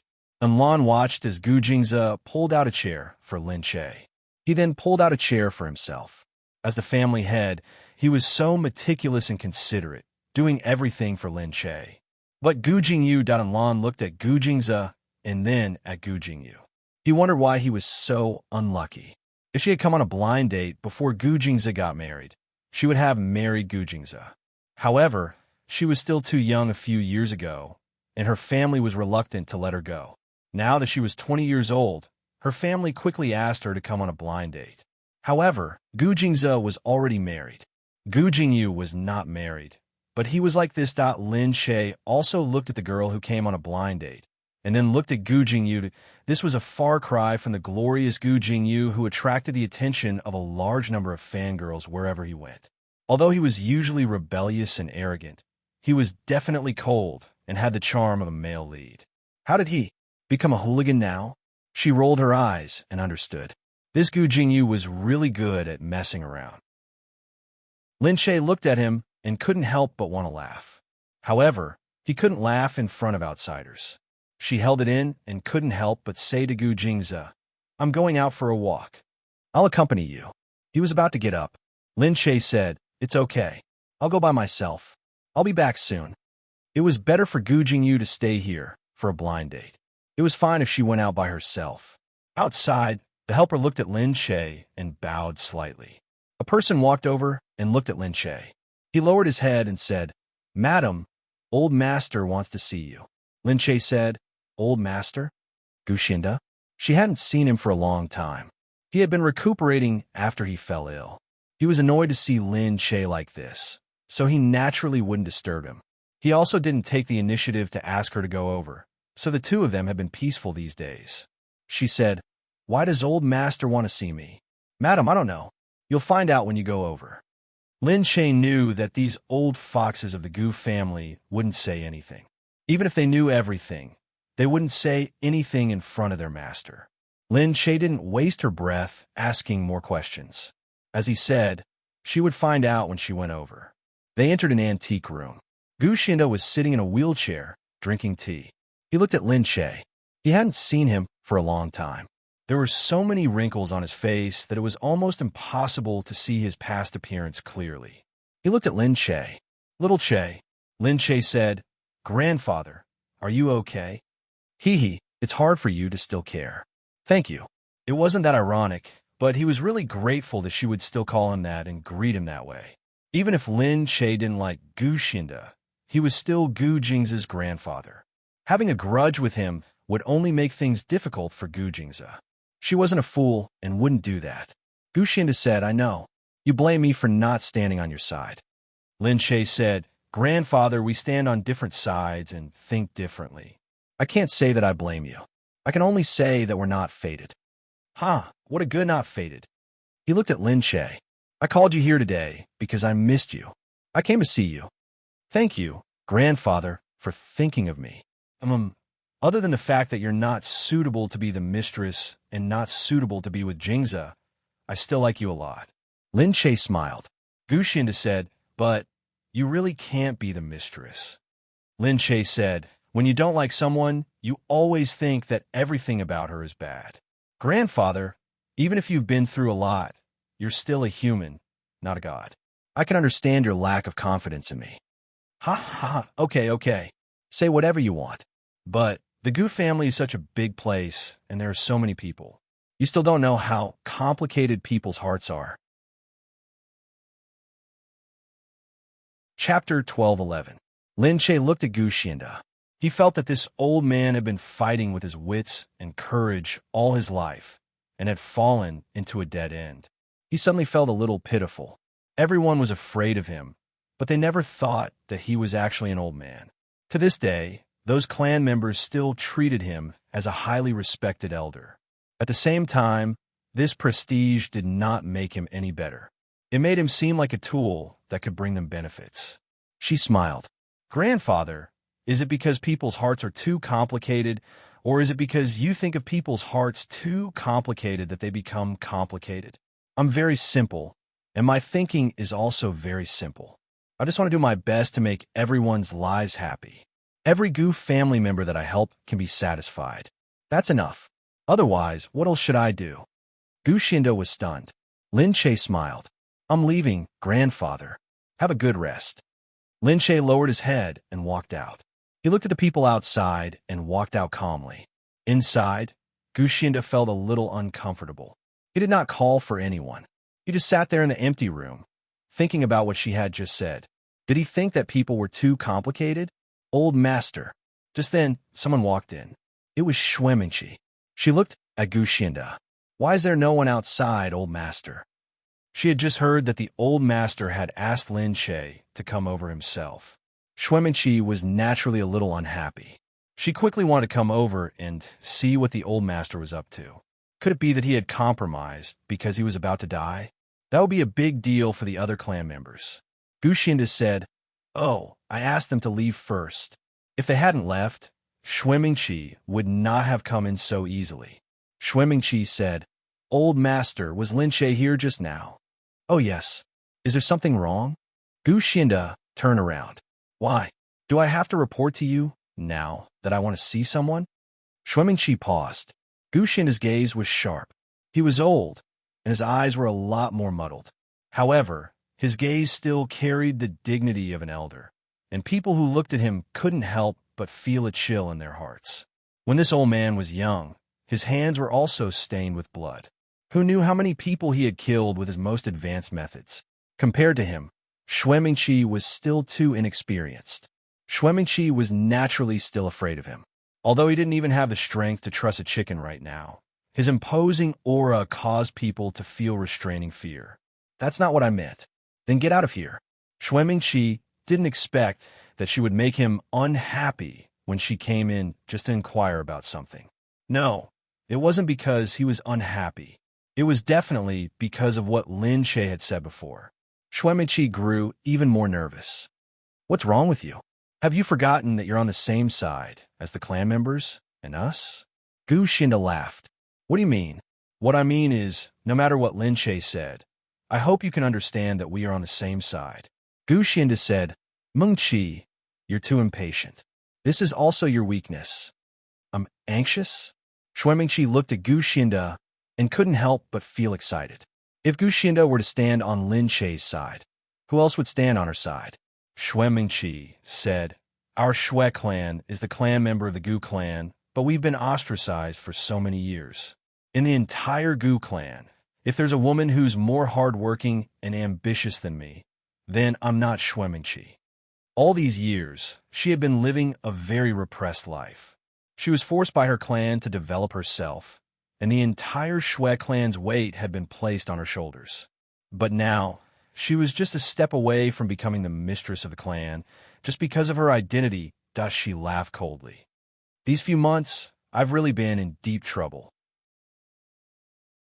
Do you think I want to be the mistress of the clan? No, I don't want it at all, but everyone has handed the heavy responsibility to me. They want me to lead them out of their predicament and not live under the pressure of Gu Jingze and Lin Che. They don't dare to trust Gu Jingze and Lin Che, so they can only entrust everything to me. I want this position because of everyone's expectations, but because I, Shui Mingqi, am not a Gu, I can't get everyone's approval. When Shui Mingqi thought of Lin Che, she felt full of mockery. And what about Lin Che? He only married Gu Jingze. He doesn't have to do anything, but he can have everything. Why? Gu Xinda said, maybe he can get everything because he doesn't want to do anything. Shui Mingqi laughed. Yeah, so you're encouraging people not to work hard? Those who work hard will die, and those that don't work hard will get everything?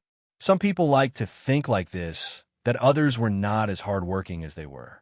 Shui Mingqi was one of them. She snorted and said, Old master, are you sure you want to stand on Lin Che's side now? Gu Xinda looked at her. It's not her, but it's not you either.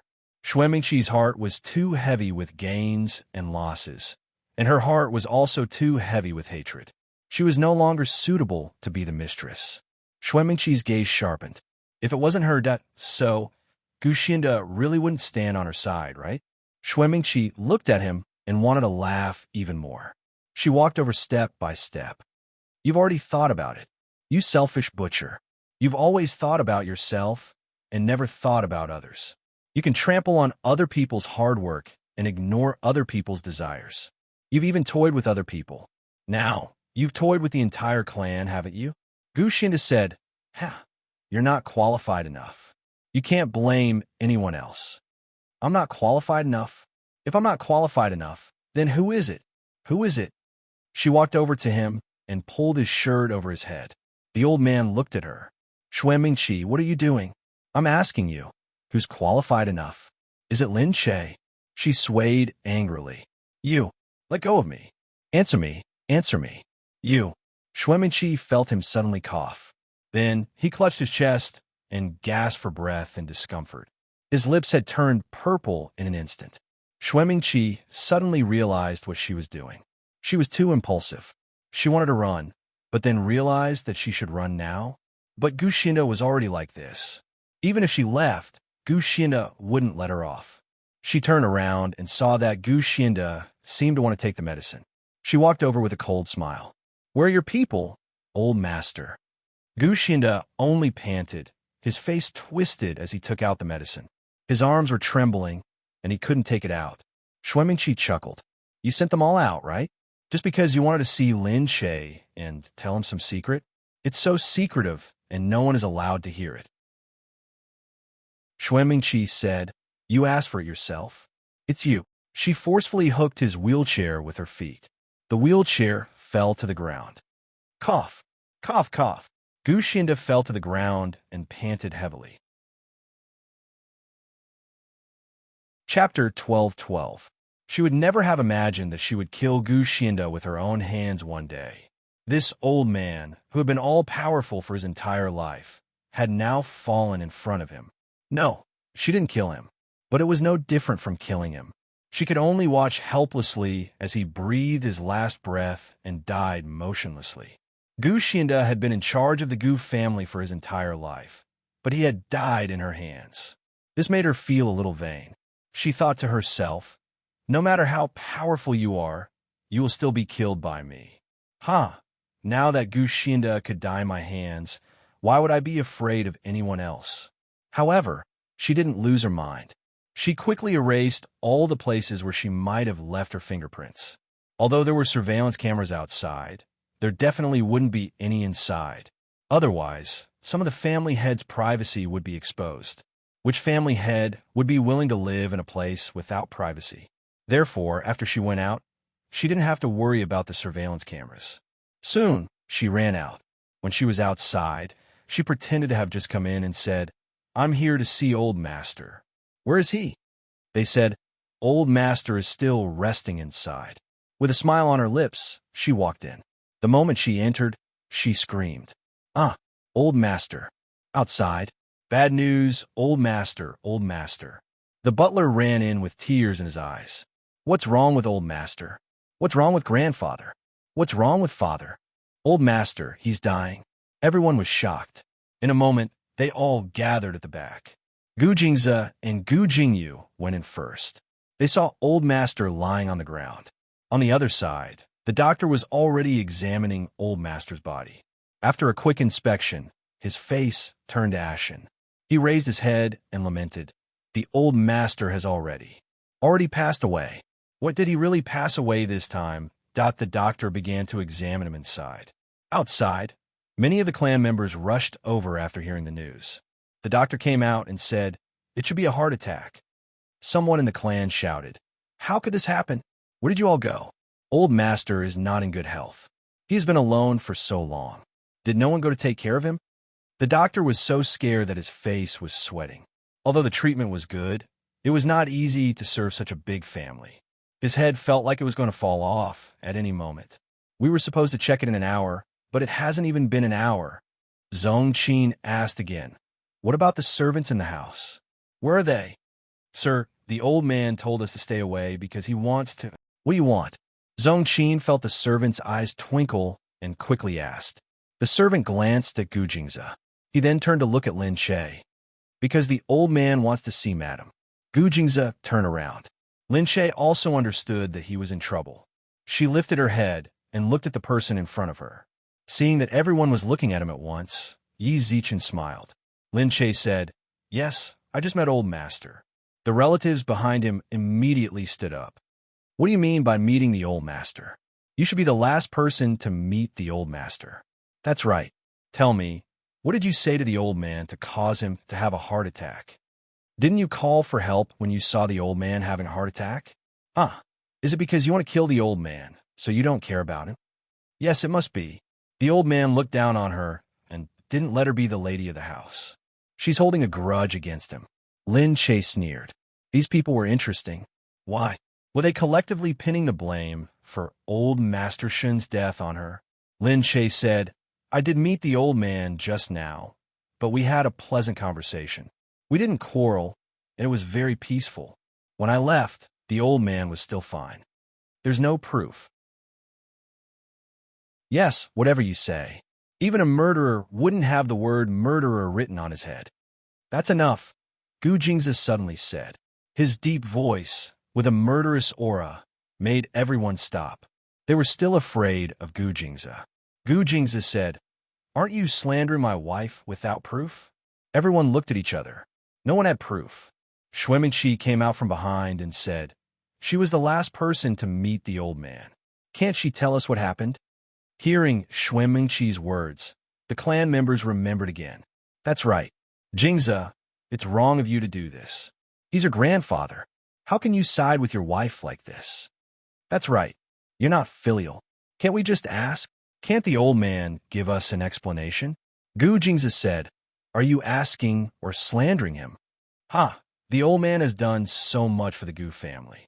Now that he's passed away without any reason, of course we have to ask him.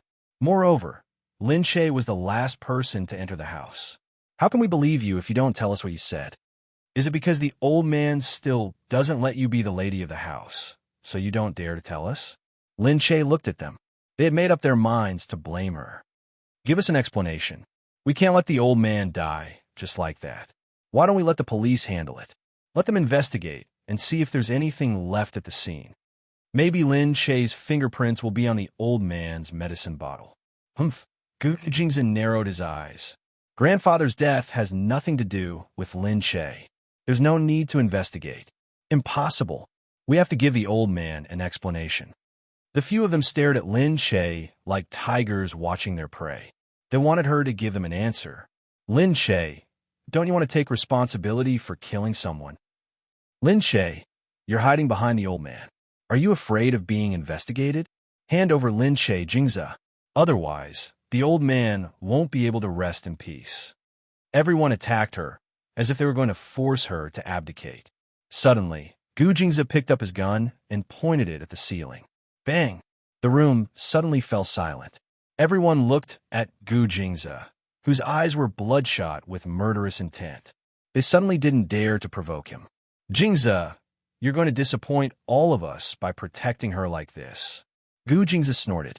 If I let Lin Che be investigated and slandered by you, then it'll be too meaningless for me to be the old man. You're the old man first. Then you're her husband. No, the most important position in a man's life is his family, and the core of a family is his wife. No, to govern the country, to bring peace to the world, to stand in the most important position in a man's life. You. Chapter 12:13. Gu Jingza said directly, So, today none of you can touch a single hair on Lin Che. How dare they? That's right. This is outrageous. Lin Che is a scourge. Gu Jingza snorted. How is she not a scourge? I see that you want to force her to commit such a crime. If we let you take her away and interrogate her, isn't she a scourge? It was common for the Gu family to interrogate people in private. Moreover, some of the interrogations were much more vicious. Those who were interrogated might lose half their lives after they left. How could Gu Jingza allow them to take Lin Che away for investigation and interrogation? Based on how much they hated Lin Che, it was very likely that they would torture him to confess. So, even if he had a fight with them, he would not let them take Lin Che away. No, we can't let you take Lin Che away like this. The relatives disagreed and shouted. At this moment, Gu Jingyu, who had been acting frivolously just now, stopped acting. He stood at the back and listened attentively. Hearing what everyone said, he said, I think that since we don't have any evidence, let's not use numbers to oppress others. I'm on Lin Che's side. You can't think that Lin Che is a murderer just because she saw her grandfather for the last time, right? Let's not talk about anything else. Grandfather had a heart attack, not a murder. Seeing that Gu Jingyu was on Lin Che's side, everyone looked at Lin Che angrily. This woman was really a scourge. The two Gu brothers had been deceived by her. A relative said, Fine. If you don't let us interrogate her, then you are unfilial. Filial piety is the most important thing for us. How could you disregard your grandfather's life just to protect a woman? We don't want a family head like you. That's right. Either hand over Lin Che or hand over the position of the family head. Gu Jingzhen narrowed his eyes. Lin Che, let's go. He grabbed Lin Che fiercely with one hand and looked outside. I want to see who dares to block my way when I become the family head. The Gu family will listen to my orders. Whoever dares to come near will be punished according to the family rules. The group of security guards outside would definitely listen to the family head's orders first. Seeing that Gu Jingza was so tough, the others didn't give up on Lin Che. They directly pulled Lin Che through the excited crowd and walked out. Gu Jingyu also followed them out. When he was outside, he turned his head and said, You say that we are unfilial, but why don't you take a look at yourself first? When did my grandfather's life and death become your business? Everyone was stunned. Logically speaking, they were all collateral relatives. Indeed, their grandfather had died, and they were the ones making the decisions.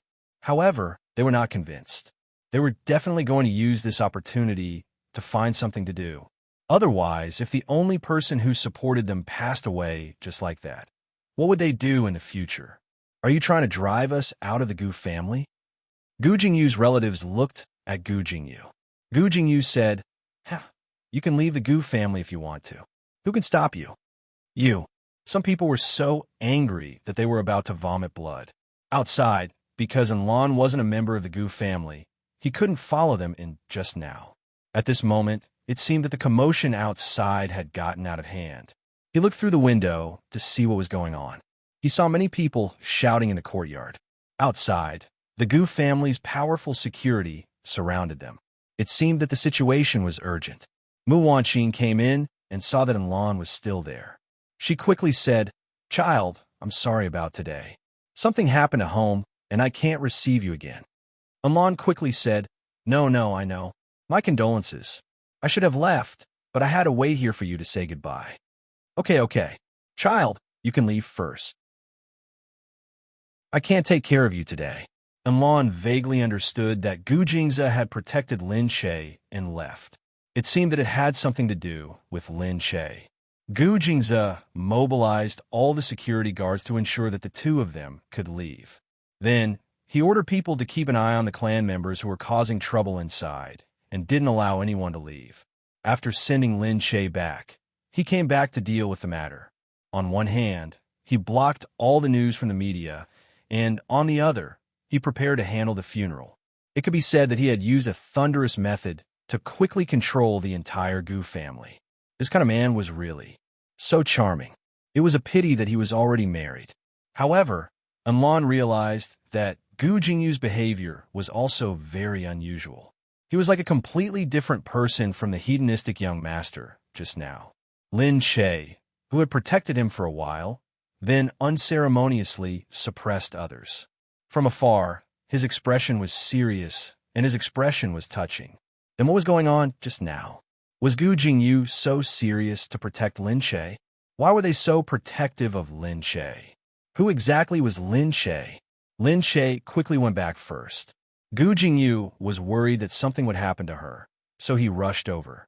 Lin Che stood at the window and looked outside. Gu Jingyu hesitated for a moment and walked over. "All right, don't worry. Second brother won't let anything happen to you."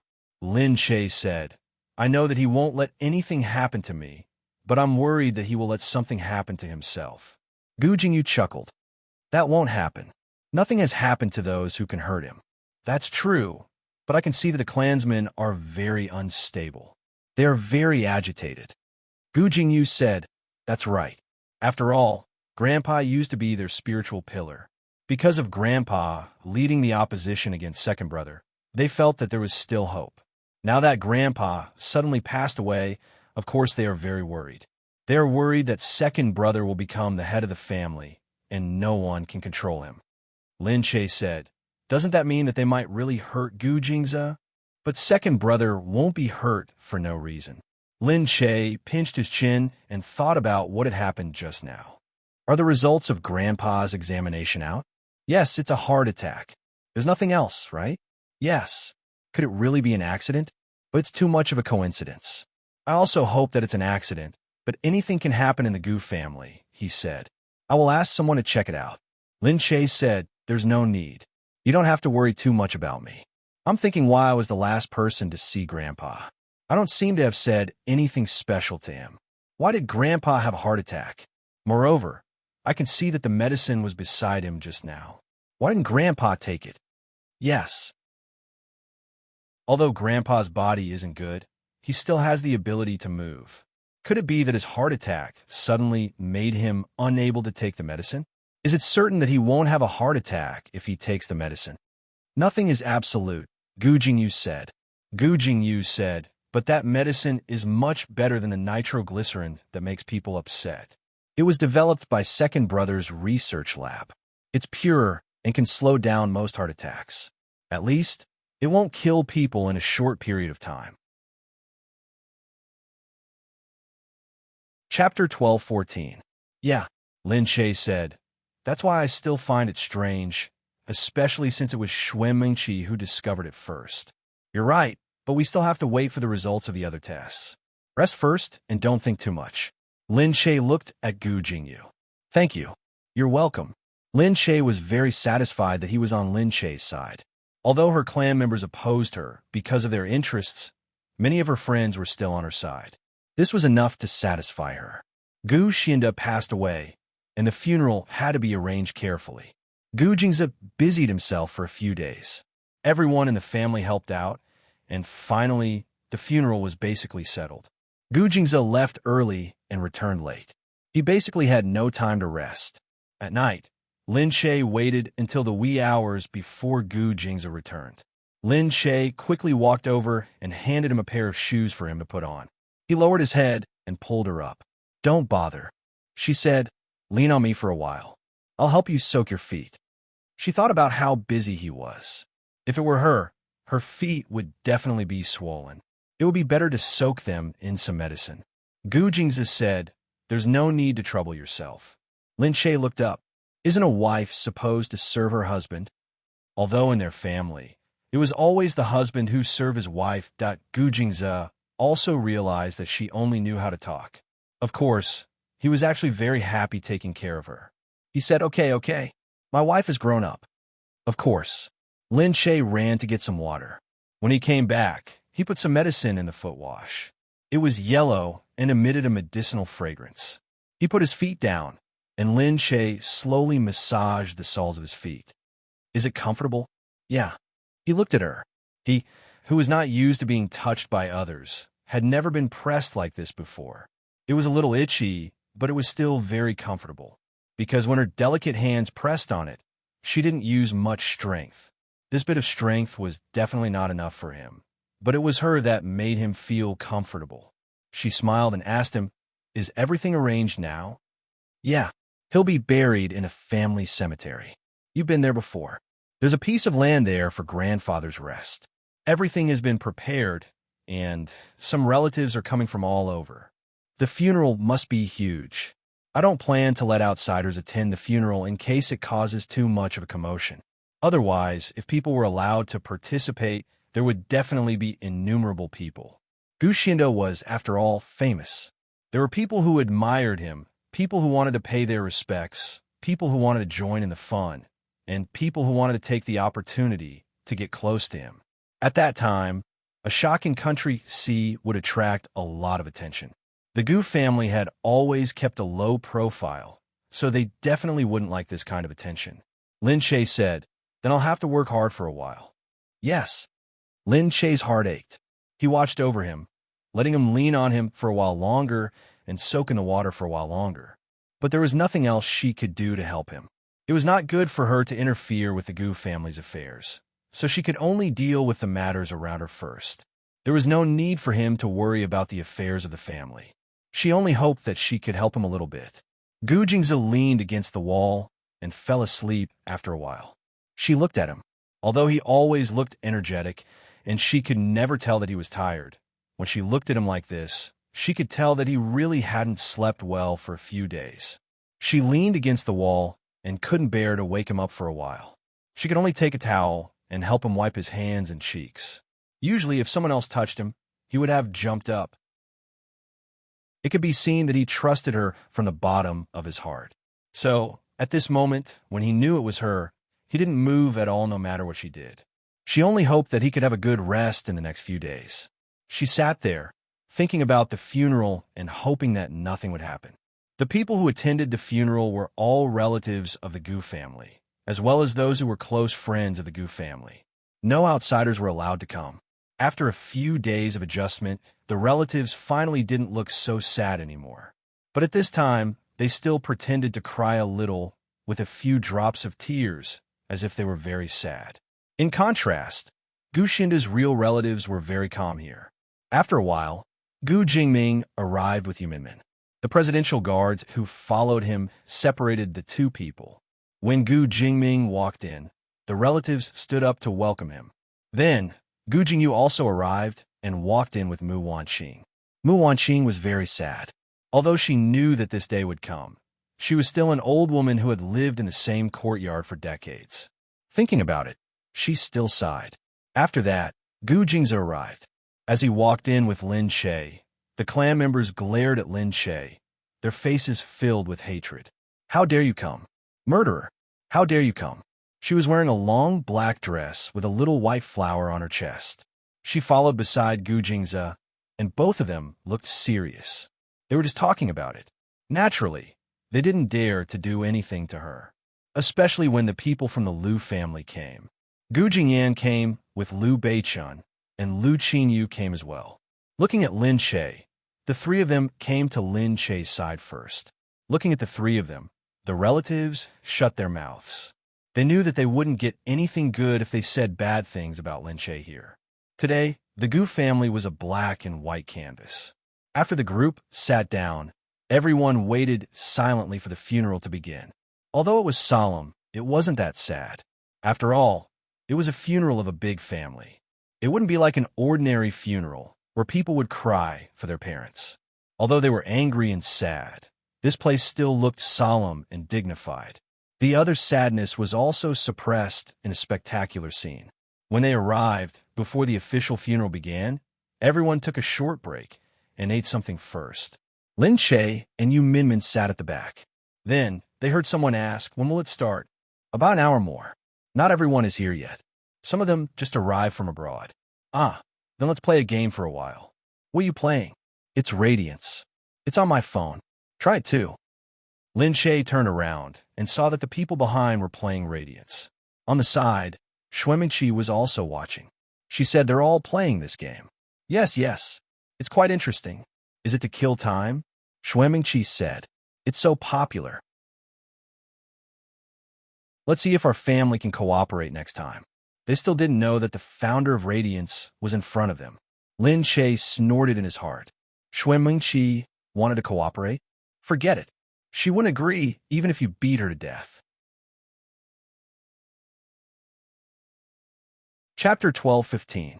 Moreover, after hearing Xuemingqi's words, she immediately thought of telling Li Mingyu to let her know if Xuemingqi went to look for a collaboration. They didn't know that the boss of the game they were playing was right in front of them. After playing for a while, they looked at Lin Che and whispered to each other, "There are a few people here to cheer for her today." "What do you mean cheering for her?"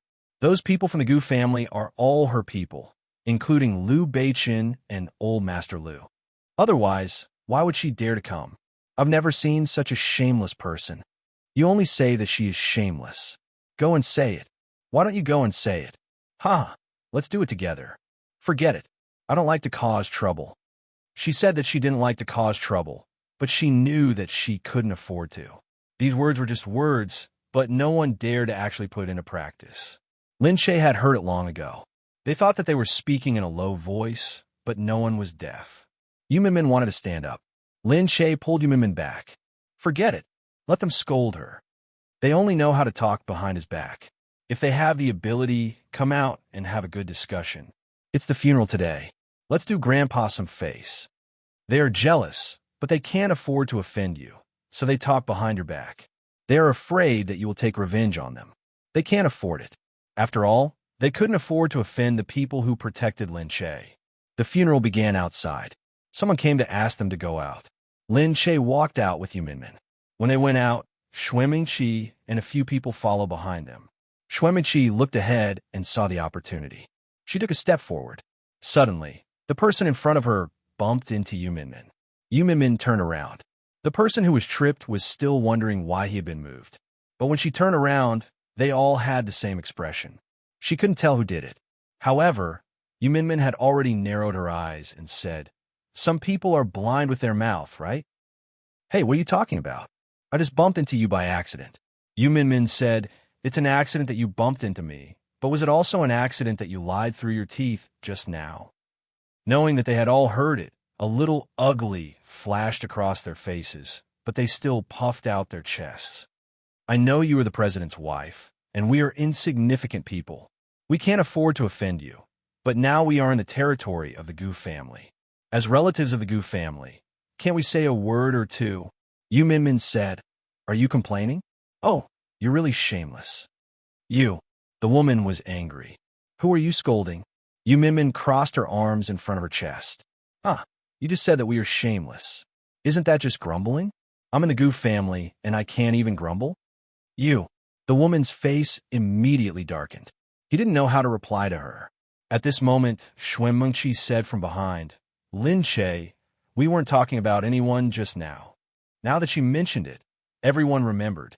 The woman became confident again. "That's right. We didn't mention anyone's name, but someone insisted on blaming someone else." Yu Minmin harumphed and stepped forward to slap the woman in front of her. "You." She was stunned. She hadn't expected Yu Minmin to hit someone. Yu Minmin said, "I'm sorry, I didn't say I was going to hit you. You were the one who insisted on hitting me. Maybe you're too thick-skinned and want to be taught a lesson. You hit me.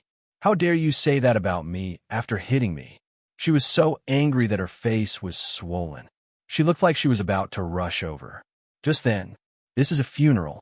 What are you guys doing?" Gu Jingze came up from behind. The few of them looked at Gu Jingze and quickly restrained themselves. However, the woman who had just been hit stood up indignantly. "Yeah, it's a funeral. How dare she hit someone?" Gu Jingze looked at Yu Minmin. Yu Minmin said, "I didn't hit anyone. I was just swatting away a mosquito. Maybe I accidentally hit someone." "You, who are you calling a mosquito?" Gu Jingze looked at Yu Minmin and said, "Oh, then let's disperse." "What? You want us to disperse just like that?" "Then the slap I took just now." Gu Jingze said calmly, "I didn't see anything, and she said she was swatting away a mosquito. What can I do?" It was so obvious that she was biased.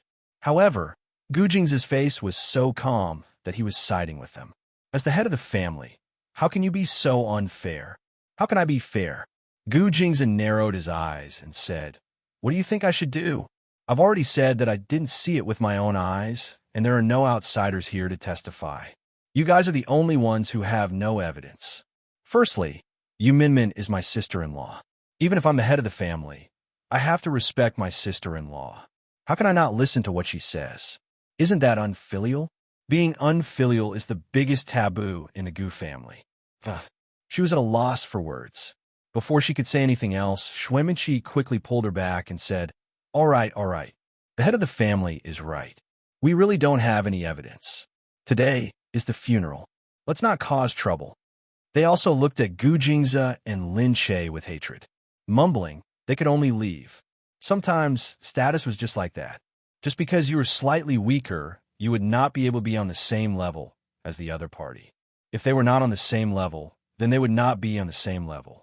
If he was the family head, then they could only stand aside.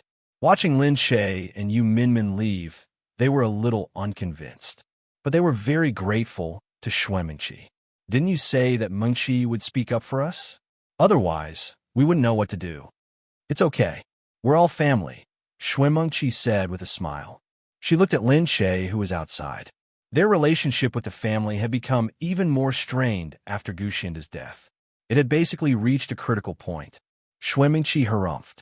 She looked at the game in her hands and said, "This game looks pretty good." "Yeah, it's very popular." Xueminqi said, "My family is also planning to invest in this business. Then this will definitely be profitable. I heard that it has the most players right now." "Which company made it?" "It seems to say that it's a studio called Genesis." Xueminqi looked at it. She wanted to go back and study it properly. Outside, the funeral had officially begun. After a complicated ceremony, everyone drove to the cemetery to be buried. Along the way, there was a row of black luxury cars.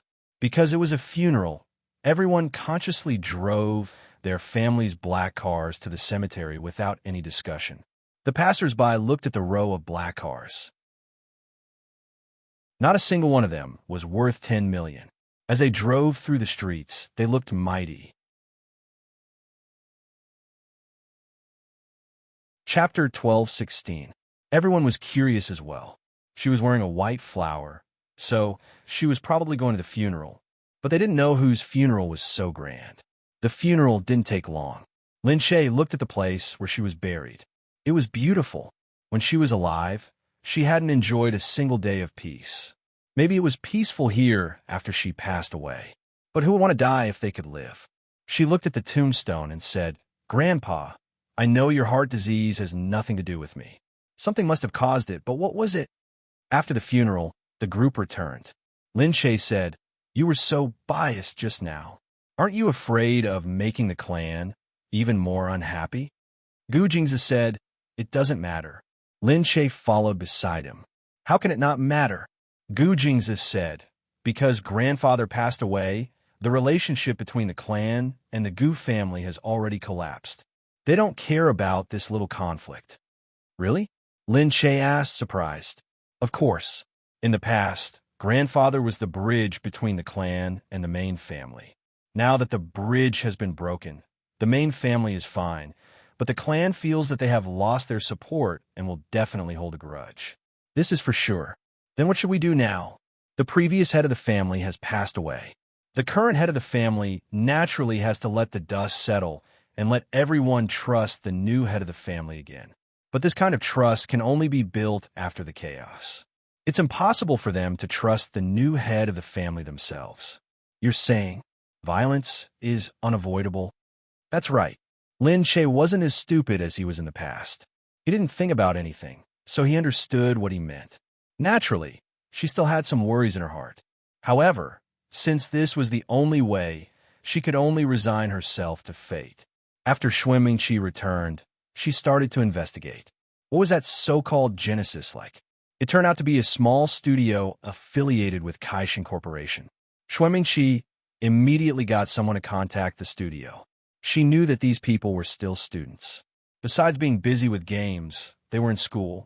Xue Mingqi went straight to the school to look for them.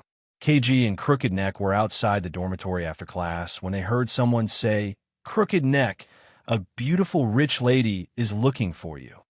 The few of them were a little puzzled. Recently, many people had come to their door. After they became popular, many people would come to discuss business. However, they really didn't have time to care about it. It was just the start of the open beta, and there were still some problems that needed to be fixed. They had to keep updating and leveling up in order to keep the game going. They couldn't wait to be used as two people, so they didn't have time to care about others. The other people in the school had long been envious of them. Although most people did not know that they were Genesis, they only knew that they had recently found a job and were very busy working with a big company. This was because the people who came to Genesis were all rich and powerful people. Today, this woman drove a Maserati and came in. What's more, it was a well-dressed woman. Although he didn't look young anymore, his skin was indeed well-maintained. When King came out and saw her, Xue Mingqi immediately looked at them. Looking at their young faces, she felt even more confident. She smiled. "So it's you guys. I've heard so much about you. I want to have a chat with you." He tilted his head and said, "What are you talking about?" Xue Mingqi said, "I know that you guys are making a game. I'm very interested in this game, and I want to talk about cooperation." "Cooperation?" Tilted Neck looked at KG. KG shook his head immediately. Tilted Neck immediately said, "Sorry, we don't want to cooperate." Xue Mingqi wasn't surprised. It was impossible for him to agree so soon. She said, "I'll invest 300 million in hopes that I can continue to help you run this game. If you sell the game to me, the 300 million will belong to you guys." 300 million? Did it belong to them? That sounded very tempting. Where did this woman come from? She actually wanted to invest 300 million in one go. Previously, when a tycoon like Li Mingyu offered 200 million to make a game for them, it was already shocking. Now, this woman said 0.300 million to buy this game. They were just students who had just entered society. None of them had seen so much money before. They had never even seen a few million, let alone that much money. Dealing with these tycoons in such a short time was really an eye-opener for them. Didn't they usually treat this money as money? Tilted Neck and the rest were a little dumbfounded. However, at this moment, KG still stood up and said, "What do you think about our game that's worth 300 million? When Xue Mingqi saw this, she was indeed interested. Hence, she said calmly, "Because I think it's worth an investment. If there are many players, it means that everyone likes it. After all, you're just a studio, and there's no point in being affiliated with a big company. The game won't be easy to maintain. Can you guarantee that it will remain this popular for the rest of its life? Once this popularity dies, you guys won't have this value anymore. But how much is 300 million? You could take a look." KG harumphed and said, "Sorry, it's not for sale." What a Xue Mingqi thought she had heard wrongly. "What did you just say?" KG said, "It's different from our concept of making games." With that, he left without further explanation. Was Xue Mingqi suddenly given the cold shoulder by a university student? Hey, she took out a business card. After all, she was from a wealthy family. She was very patient and definitely had the upbringing in this area. After being rejected, She did not fly into a rage. Instead, she calmly handed over the business card. If you're interested, you can contact me again. My name is Schwemenchi. My family's assets are listed on it. You can take a look and consider the value of our partnership. KG glanced at it and took it. After leaving, Tilted Neck immediately did a search on Baidu. Damn, this is a subsidiary of the Goo Corporation. He said. I took a look.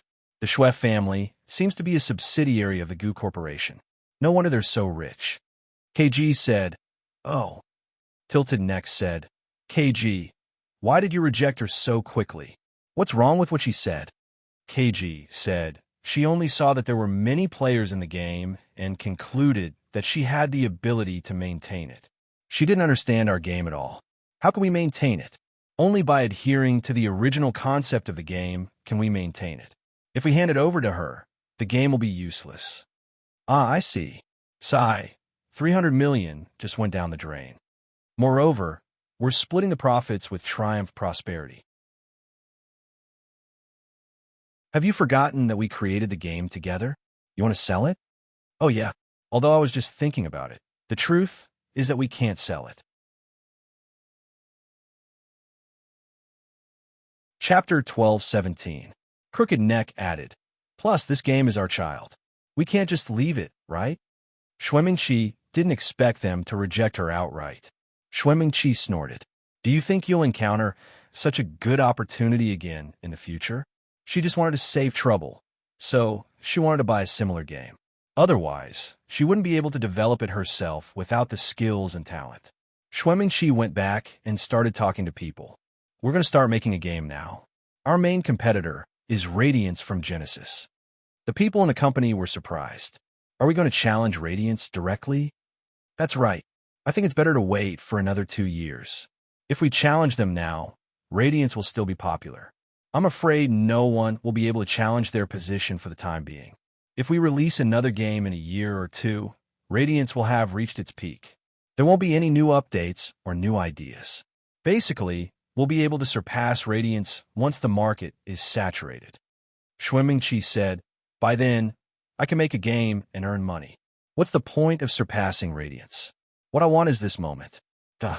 Schwemenchi urgently needed a successful project to support the Schwef family's position. Now that the gaming industry was so popular, if she succeeded, she would definitely be able to make a name for herself. It would be different from other real estate industries that earn money quietly. Hence, she wanted to do it now. Seeing how insistent Schwemenchi was, everyone said, we'll try our best. Schwemenchi said, what I want is success by hook or by crook. She meant that even if they had to use unfair means, they had to defeat Radiance. If that was the case, they could do a lot of things with more means. Schwemenchi said, go and try to pry open Radiance's studio. They're still university students, so it should be easy to pry open them. If there's any loosening up, it'll be easier from the inside. Yes, the few of them understood that this meant that they had to make a move on all aspects to get the light down no matter what. When Lin Che returned to the set, Gu Jingyu came back with him. Everyone was still guessing why the two of them came back together. Look at Lin Che and Gu Jingyu. They applied for leave together and came back together. Haven't they been rumored for a long time? But didn't they deny it themselves? A lot of people deny it on the surface. They deny it for a few years, and after enough hype, they tell the public that they are together. That's true. They've known each other for so many years and have worked together on quite a few shows. Now that Lin Che's status has risen, the two of them are quite compatible. Su Wan listened on the side, feeling a bit surprised. Lin Che and Gu Jingyu? Okay, maybe that's true. When they stood together, they were indeed a good match.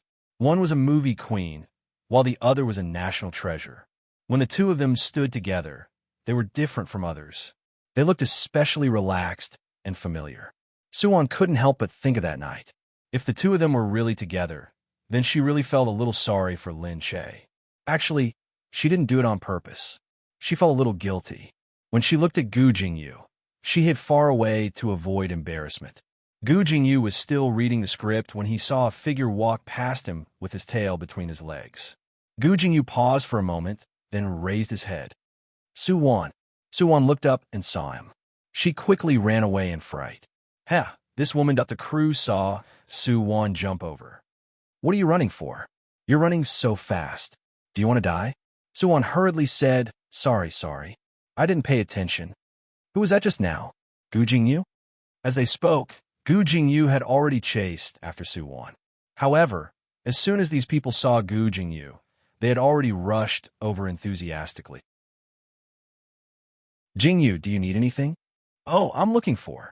He saw Soo-won who was about to run and said sternly, I want to find someone to help me do something. Oh, what is it? Just you guys. Also the one behind. He stopped Soo-won. Soo-won's footsteps quickly stopped. What were they doing? The others hurriedly pulled Soo-won over. It was rare for Gu Jingyu to find someone to help. Come, Soo-won. Aren't you fine? Jingyu is looking for someone to help. Soo-won cursed in her heart. She really couldn't hide, even if she wanted to. She could only brace herself and turn back. Gu Jingyu looked at them. In a few days, I'm going to bring someone to attend a ball, but I'm a bit confused about what clothes my female companion should wear. How about this? Help me try on the clothes. Of course. The few people thought enviously. Gu Jingyu needs to bring a female companion to a ball. They heard that Gu Jingyu never brought anyone out. He never brought a female companion. They were so envious of the female companions that he could bring. However, even if they couldn't be a female companion, they could still help him try on the clothes. It could be considered satisfying. They immediately happily agreed. Gu Jingyu pointed outside. Let's go. After getting in Gu Jingyu's car, the four of them squeezed into one car. Fortunately, it was a relatively spacious SUV.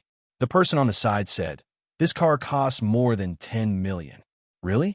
Why is it so expensive? Look, this is the top quality logo. These leather and seats are all made by big brands.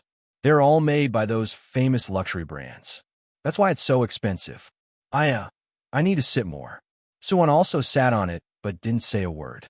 She just wanted to pretend that she didn't exist. Otherwise, when she saw Gu Jingyu, she couldn't help but think of that day up behind. Soon, they arrived at a shop. There weren't many clothes inside. They were high-end custom-made, and each one was full of design. Seeing Gu Jingyu come in and actually bring a few girls with him, the shop assistants were very surprised. Gu Jingyu's personal clothes were made here, so they weren't surprised to see Gu Jingyu come. However, Gu Jingyu really had never brought so many girls with him. But why did he bring so many at once? Gu Jingyu directly ordered, I want them to help me try on the clothes and choose the clothes for my female companion. Okay. Strange. He had a female companion. Why didn't he bring her to try on the clothes? However, rich people had a lot of hobbies. Maybe his female companion's identity was special and she didn't want to show her face. So they didn't ask much. The girls were extremely excited. This place looked high-end from afar. They had just entered the entertainment industry and had never been to such a good place. Chapter 12:18. Looking at these clothes, he exclaimed in his heart. As expected, expensive clothes were different. Just by looking at them, it had a nice texture. Gu Jingyu ordered and the shop assistants immediately brought the hottest clothes of this season over. The girls immediately began to divide the spoils fervently. He threw the last piece of clothing to Soo-won. It looked like a short skirt that wasn't easy to wear. Because it was pinched at the waist, there wasn't a bit of fat on the waist. They weren't that confident in themselves, so they didn't dare to try it, in case they looked ugly in front of Gu Jingyu. One by one, the clothes came out. They were all actors and hadn't been models before. Right now, they looked like models walking in front of Gu Jingyu, but they looked a bit comical. Gu Jingyu wanted to laugh in his heart. The beauties didn't know and just felt that they were professional. They were all actors, so they could play the role of a few models. However, models were very professional after all. If they didn't look good, it would seem like they were imitating others. At this time, behind them, Soo-won came over. She looked very petite, especially when she wore this dress. She looked like a high school student.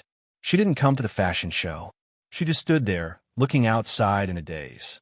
Plus her immature expression, she looked very small. Everyone didn't pay attention at first, but seeing Gu Jingyu look over, he narrowed his eyes and also looked over. When he saw Soo-won, he immediately regretted it. If they knew, they would have chosen this. High-grade clothes were amazing. They didn't look like much, but after wearing it, they realized that every line was so vivid. It covered up the shortcomings of the model and revealed all the advantages. The effect was really good. These amazing clothes were really amazing. The more inconspicuous they looked, the more amazing they were. Gu Jingyu stared, and after a while, he got off the chair. "I'll take all of these clothes," he said. The shop assistant's eyes sparkled with joy. "Okay, I'll wrap them up for you right away." "No need. Give them to them. Take the ones that you're wearing. As for you," he held out his hand to Su-won. Su-won felt her heart skip a beat. Then Gu Jingyu said, "You stay." They froze. Naturally, when he looked at Su-won, he understood that he liked her clothes. When they heard that the clothes were given to them, they were pleasantly surprised. "I was so happy that I almost jumped up. How much would that cost?" However, when he said that he wanted Su-won to stay, they all looked at Su-won with jealousy. Those who didn't get chosen had given her such an expensive gift. She wondered what kind of gift those who got chosen would give her. However, since Gu Jingyu said so, they had no choice but to thank Gu Jingyu. They comforted themselves that it was already good enough for them to take such expensive clothes. Then they walked out. Su-won could only watch enviously as they left. He looked at Gu Jingyu, who was in front of him. If she had known that he liked this type, she wouldn't have chosen this one. However, it seemed like she had no choice. Seeing that everyone had left, Su-won said, I'll change my clothes first." "No, just wear it," he said. Su-won hurriedly said, "There's only one piece of clothing in this store. You better take this one off quickly. If I get it dirty, your female companion won't be able to wear it." In the next moment, Gu Jingyu pulled Su-won, who was about to take off her clothes. Su-won turned around in astonishment. Gu Jingyu said, "No need to change. This one is for you." Then your female companion. You could be my female companion too." Gu Jingyu pulled her, and in an instant, his handsome face was close to her face. Looking at this face that could make many girls go crazy, Su-won's face suddenly turned red, especially when she thought of how she once hugged him, begged him. To save her, Gu Jingyu pressed his cheek against hers. "Be my woman." Su-won fluttered her eyelashes, her widened eyes sparkling like dewdrops under the morning light. "You, what are you talking about?" Gu Jingyu looked at her. "Didn't I say that I want you to be my woman?" "Be your woman? What do you mean? What do you think?" He moved a bit closer and looked at her. Su-won smelled his domineering scent. "No, move away. I think I like your scent, so I'm prepared to let you be my woman. You can live at my place, and I'll pay for your food and clothing. Plus, I promise you won't regret it." So it was like this. Was Gu Jingyu trying to sleep with her? Su-won looked at Gu Jingyu. He could sleep with so many women. Why did he choose her? Plus, didn't he have something with Lin Che?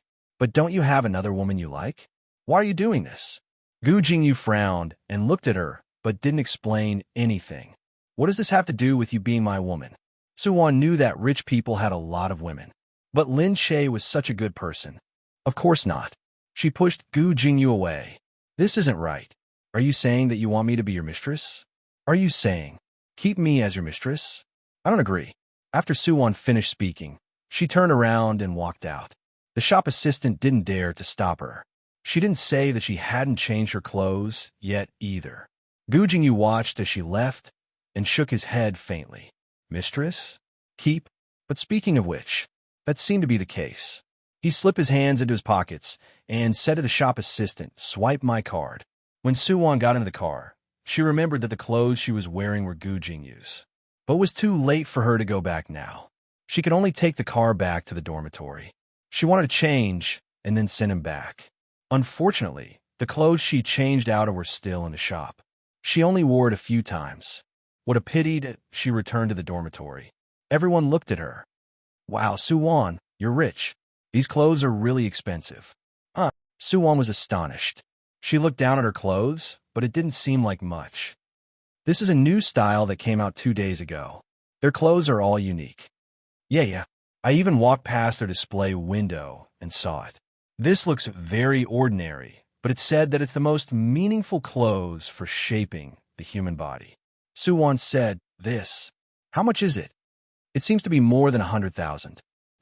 Suwon felt that she should hurry and send the clothes back. She quickly took them off and smoothed her clothes.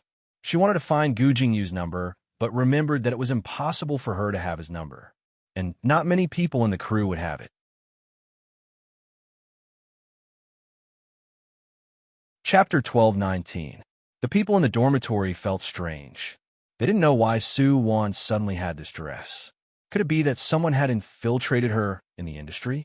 Though they despised her, they were also thinking that maybe she was going to become famous.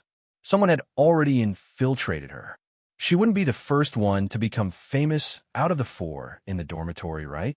After Gu Jingyu became more and more engrossed in filming, he basically returned to his previous state. Lin Che and he had a good understanding of each other. The two of them could basically finish filming in one take. Occasionally, there would be a problem, but they would just discuss it and it would be over. Lin Che also sincerely felt that he could learn a lot from filming with a professional actor like Gu Jingyu. Plus, filming was really comfortable.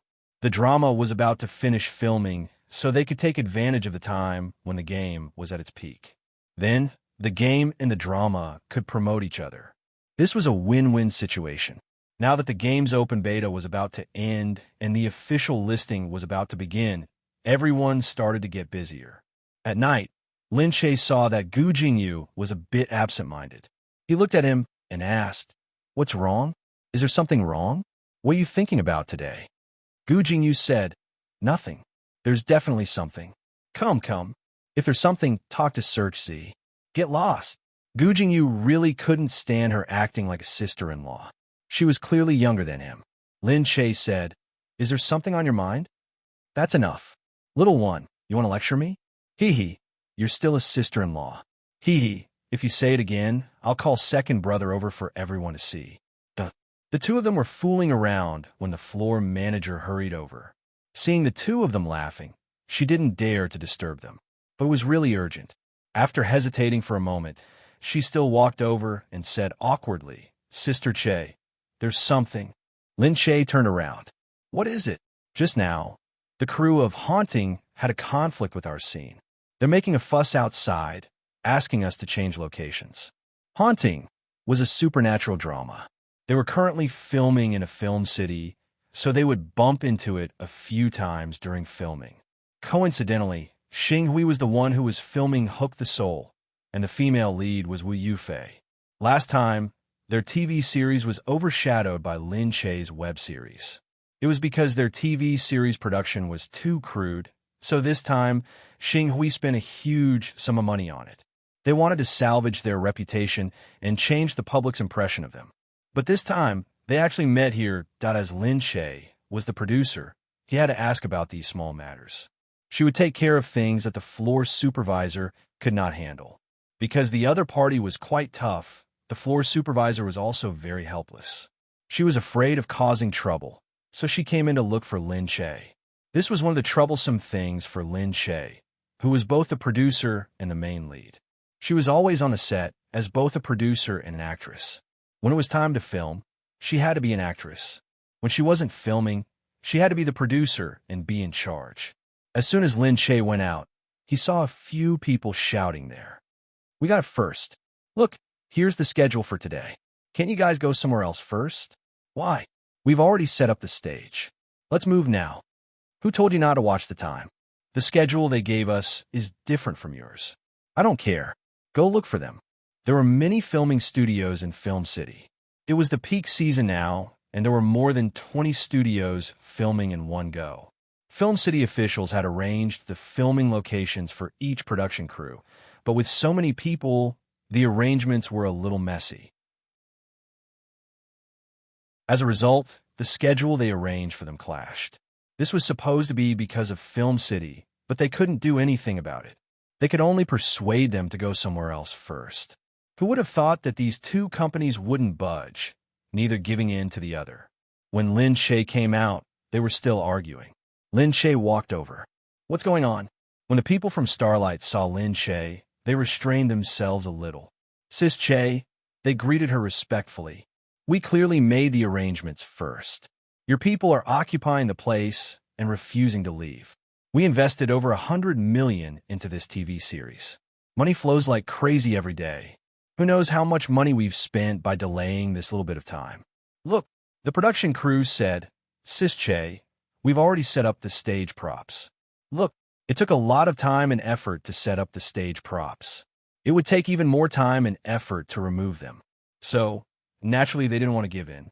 Lin Che said, since we've already set up the stage, can't we give it to you after you've asked us to hurry up and finish filming? The time we've spent here is more than enough for us to film, right? AI, that can't be right, Sis Che. I respect that you're a superstar on the level of a heavenly queen. We can't afford to offend you, but you can't. You can't bully people like this. Although he didn't say it out loud, it was written all over his face. They didn't want to give in at all. They were competitors to begin with. Now that they were arranged to be in the same place, it was truly a small world for enemies. Why should they give in modestly? The production crew said, how are we bullying you? We're victims too. Isn't it bullying? That's right. You guys are amazing. You have the producers and whatnot. We're at the bottom of the industry, and we don't dare to offend anyone. We have our pride, all right? We can't let others step over us so easily, right? Yeah. They sounded as if they were the ones who had suffered a huge grievance. They had also received the notice that they were going to shoot here today. Why should they move aside? Suddenly, someone shouted, isn't it just a prop? We'll dismantle it for you. That's right. If you find it troublesome, we'll help you dismantle it. Hey, what are you guys doing? What are you guys doing? Just like that, the two sides started arguing. The other side impulsively wanted to dismantle the prop. Naturally, Lin Che's side didn't want to give way. Just like that, the two sides seemed like they were going to fight. Behind them, the actors didn't know what happened. They just saw that there seemed to be a fight outside. Someone said, they seem to be from Starlight. Wow, then aren't they archenemies with Sis Che? The girls looked at Su Wan behind them. Yesterday, when they went out together, she got something good. She didn't tell them what she got when she came back. It must have been something valuable, but she didn't dare to tell them. They were jealous, but Su Wan was so cold and didn't tell them. They looked at each other and immediately understood each other's intentions.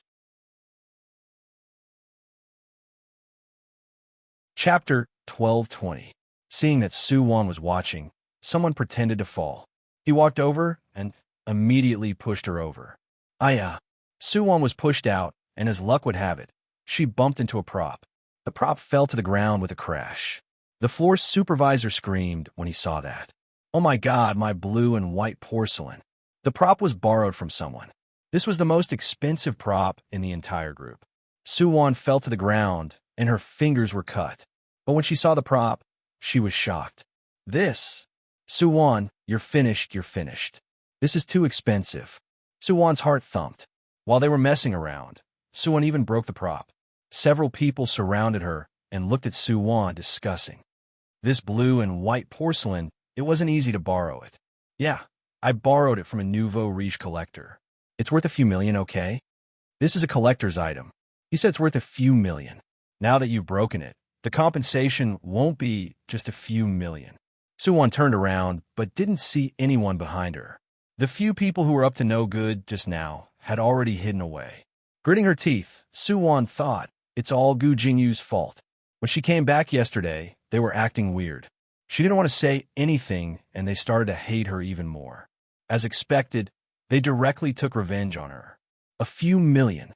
Don't mention a few million. She couldn't even take out 10,000 right now. How much was the total pay for coming here this time? At this time, Gu Jingyu is here. Someone shouted.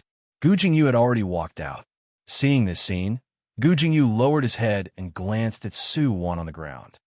What happened? Jingyu, this little actor broke our blue and white porcelain. Gu Jingyu said, oh, can't you just break it and buy it again? No, this costs a few million. I borrowed it from a rich merchant. We strive for exquisite props, and many props are very expensive. Gu Jingyu lowered his head and looked at Su Wan deeply. Everyone thought he was going to reprimand her. Who knew? He suddenly said, okay, where did you borrow it from? I'll pay for it. What? No way. So generous. Everyone looked at each other in amazement. They didn't expect that they would suddenly have such a big reversal. Lin Che also hurried over. Seeing that Su-won was still sitting on the ground, Lin Shae said, "It's okay. The thing was broken. I paid for it. How's the situation outside?" "I'm drunk too. I was just about to find someone to talk to." "Let me see." Gu Jingyu went out and said, "What are you doing?" Lin Shae glanced at Su-won on the ground. "Hurry up and help her up. Her hand is injured. What are you guys doing? Bandage her up and see what's going on. Do you want to get a tetanus shot?" When everyone saw this, they quickly moved. She didn't expect Lin Shae and Gu Jingyu to be so generous. They actually didn't say anything about firing Su-won. The girls who tripped Su-won were really disappointed. In her heart, she wondered if Gu Jingyu knew Su-won and felt that it was better to help her. Then Su-won really got lucky. As soon as Gu Jingyu went out, the people outside stopped. Gu Jingyu said, "What are you doing?" "Gu Jingyu, we're just helping your crew move the props." "Who told you to move them?" "I." Gu Jingyu said, "Send them back." "We." "Movie Emperor Gu, we don't have a choice. We also have to film. You're taking over our place." We're taking over your place?" "All right, you guys can try moving our stuff now. I'll see who dares to move our stuff. We won't take it anymore. You guys can take all these things, and you guys can compensate us as usual. But let me tell you, our props are different from your phone props. Some of them are from my family, and some are borrowed from me. Every one of them is worth a few million. You guys can decide for yourselves." What if someone else said this? They would definitely think that they were bragging. However, it was a different story when it came from Gu Jingyu's mouth. How could Gu Jingyu's family be fake? They looked at each other and then at the exquisite props in their hands. Suddenly, they felt their bodies become heavy. They hurriedly said, Okay, we'll put them back. Put them back for movie Emperor Gu's sake." Sigh. At this moment, Lin Shae walked over from behind and looked at them. "You take them away and put them back just like that. What do you take us for?" The few of them were stunned again. Lin Shae said straightforwardly, "We don't want the things anymore. You just have to pay us." Duh. They had encountered a scammer. Moreover, it was a big one, and it was a direct one. "Sister Che, you can't bully us like this. We just moved them a little. We didn't break anything." Lin Shae said, "Yes, we're bullying you. Otherwise, you'd think that we're easy to bully. Since we're moving them away, let them be. We don't want the things that others have touched. You can leave. I'll calculate the money and transfer it to Starlight's finance department." "Hey, don't, Sister Che. We were wrong, okay?" Gu Jingyu looked at Lin Shae and said to the few of them, "Didn't you say that you were so generous just now? You said that you'd help us move them and didn't care if we agreed or not. It seems like the industry now is really different from what I knew. You can ignore seniority and step on me no matter who it is. Io, how could we dare? How could we dare? Please spare us. We're small characters. We're just trying to make a living for our families." They didn't know that they would be so tough all of a sudden. They thought that with Lin Shae here, a woman would be easy to bully. Who knew that now? Not only was Gu Jingyu not easy to bully, but Lin Shae was also so overbearing, not letting them put them down. Lin Shae and Gu Jingyu looked at the few of them. Lin Shae said directly, "Anyway, you can take them away. We're busy filming something else. I'll go in first. I don't know how much money we need in an hour. You guys are filming too. You should know that it's not worth it for us to waste our investment money on something like this." After saying that, Lin Shae waved his hand and let them leave. Gu Jingyu glanced at them, harumphed, and followed them in. The people outside were really dumbfounded. They hurriedly begged for mercy. "Everyone, help us put in some good words for Sister Che. We're really—" The stage supervisor thought that they were amazing. They were begging for mercy just like that. Lin Shae and Gu Jingyu were the ones who were unyielding here. Su-won watched from there, feeling really envious inside. It wasn't like other people's jealousy. She actually didn't like to be jealous of others because she always felt that people could improve and succeed through their own hard work. Therefore, she didn't like to be jealous of others. Looking at Lin Shae, she just thought that it would be great if she could be like this one day and not be bullied by anyone.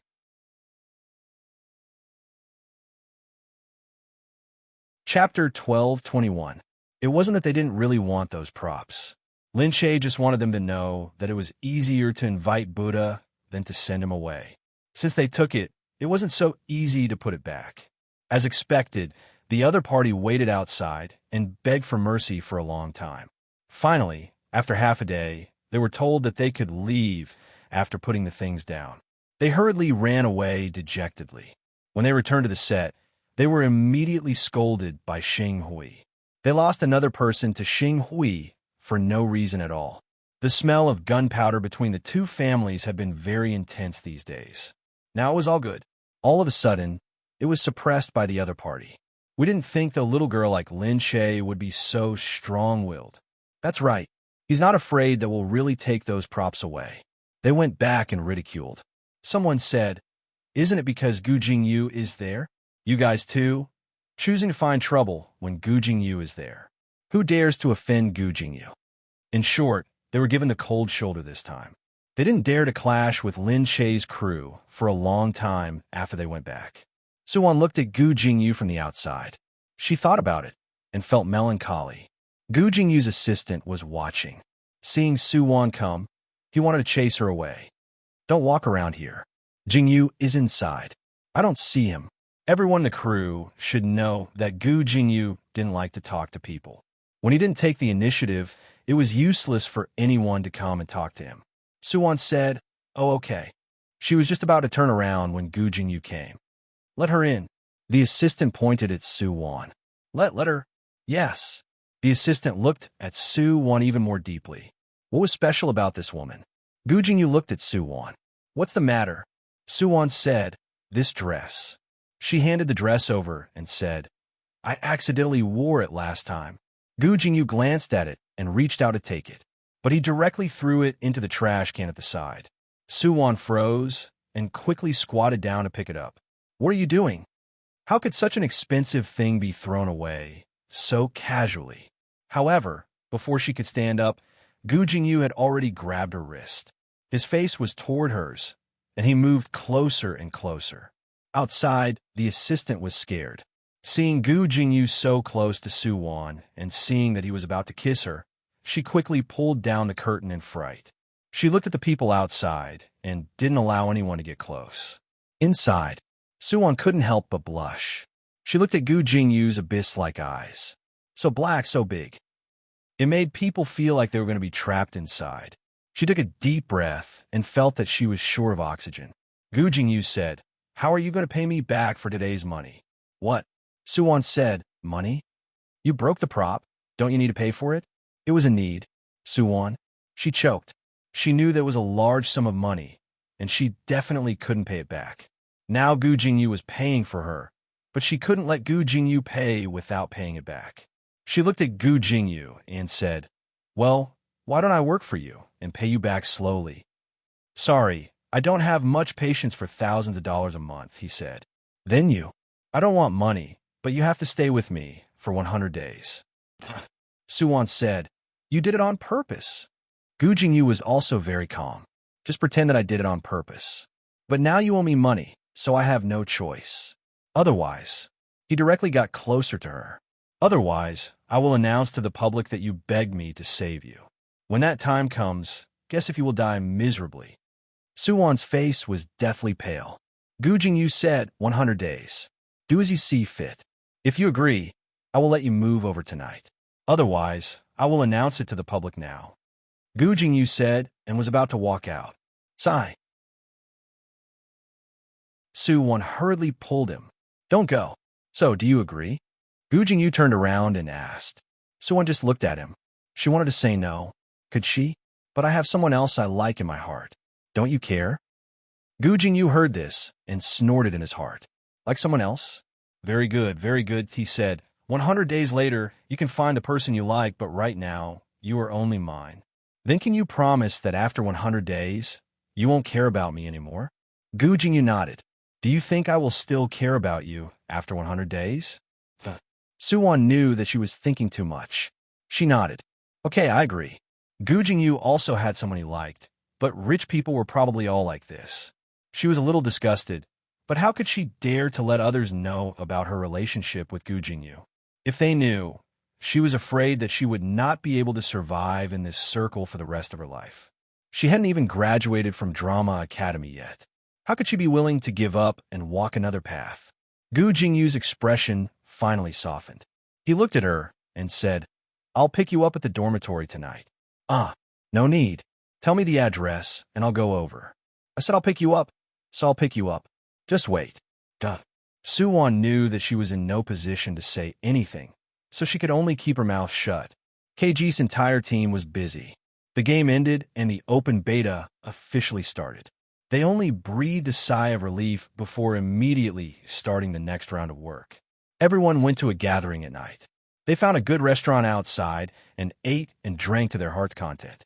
It was considered a day off, and they would continue working tomorrow. Triumph Shung assigned them some more staff, and their own studio was also preparing to hire a few more staff to help deal with other trivial matters. The industry started so quickly and at such a high starting point, it made the university students feel lightheaded and incredulous for a moment. They drank until they were in a mess. Everyone prepared to go back. Some of them had families in B-City, so they prepared to go home directly. The others went back to their dormitories. Chun Hui and Crooked Neck were both from B-City, but Crooked Neck was too lazy to go home. Chun Hui took the subway back alone. Although he had a net worth now, and after the game went online, he didn't have much savings. Plus, he didn't have time to care about other things, and he didn't have a car yet. He took the subway back to his house. Before he went upstairs, he suddenly saw a dazzling blue Maserati sports car parked by the side. His eyes lit up, and Chun Hui sighed in his heart. When would he be able to buy one? At this moment, he saw a person silently walk out from behind. Is the car beautiful? Chun Hui drank a little and jumped in fright. He turned around and asked, You? Who are you? The person who came was a woman wearing work clothes.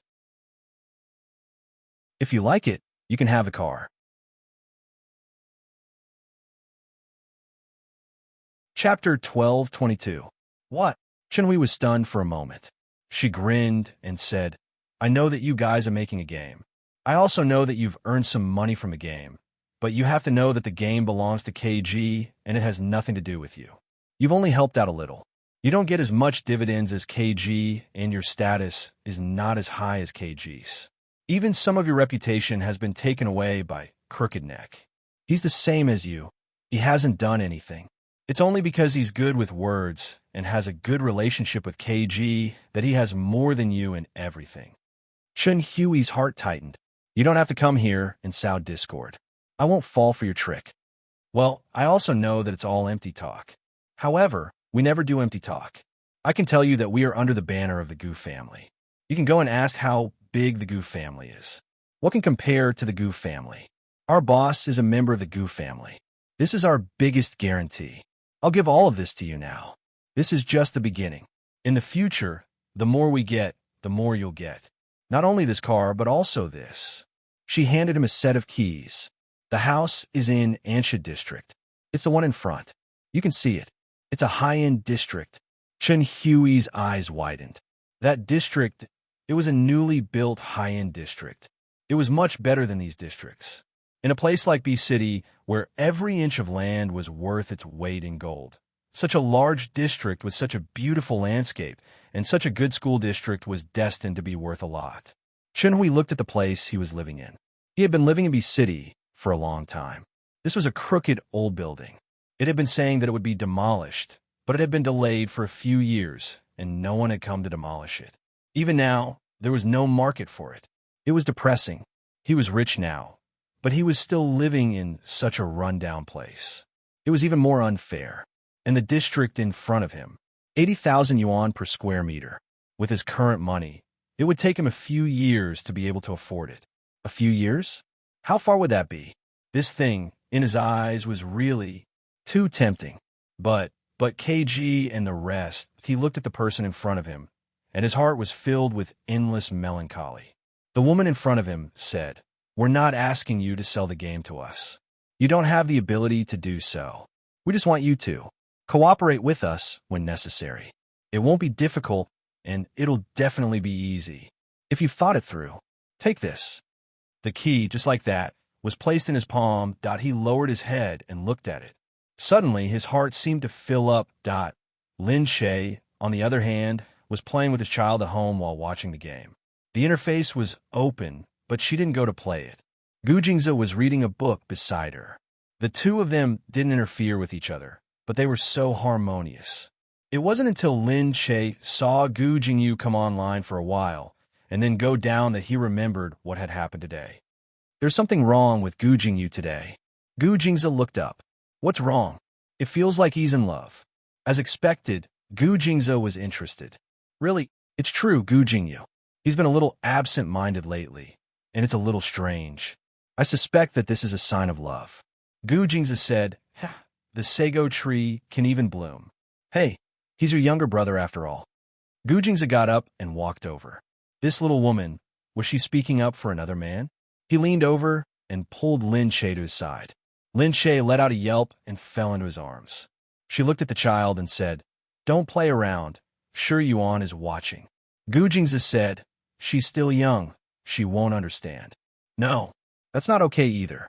However, before she could finish her sentence, her mouth was already covered by his.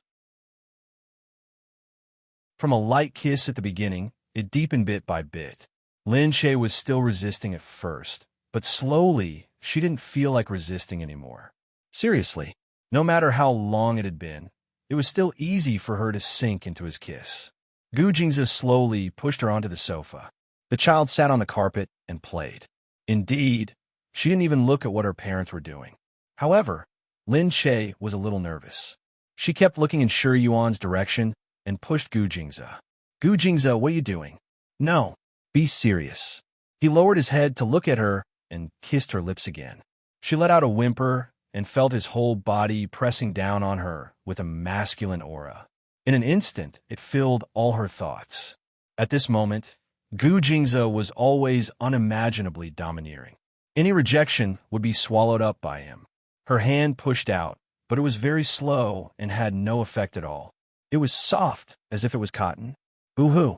This was too much. However, when his hand fell down, suddenly, someone knocked on the door and said, Sir, Madam. Lin Che suddenly felt too embarrassed to face anyone that although the person who came in immediately left, Lin Che still felt her heart stop. Her whole body leaned against the sofa. She didn't want to. She was alive. Gu Jingze narrowed his eyes and helped Lin Che tidy up her clothes. His face was full of lust. As if he wanted to kill someone, he walked out. Lin Che covered her cheeks and looked to the side. Shi Yuan was looking at her as if she had understood something. Oh my God, that damn Gu Jingze. He would tempt her every day. Now, it was too embarrassing that outside, the helper felt like she was going to die. Because she knew that Miss Shi Yuan was inside, she acted rashly. Who knew their family's patient was like a ferocious beast in front of his wife. She looked at Gu Jingze coming out with a dark face and didn't dare to raise her head. What's the matter? Although Gu Jingze's voice was calm, it was obviously angry. A man with unsatisfied lust was indeed very scary. The helper hurriedly said, Sir, there's news from headquarters. Gu Jingze paused and waved for someone to bring it. The news was brought over. It was a confidential letter. Lowering his head to take a look, his expression stiffened. Lin Che walked out and saw his expression. What's wrong? Did something happen? She looked over and saw that the letter was full of strange symbols that she couldn't understand at all. He said, It's a confidential letter from the Gu family. A confidential letter? Yeah, something did happen. I have to go and deal with it. You should rest first. Lin Che panicked. Will there be any danger? No, I don't believe it. Gu Jingze smiled and kissed her forehead. Come back and finish what you didn't finish just now. Be good. How could he still be so indecent at a time like this?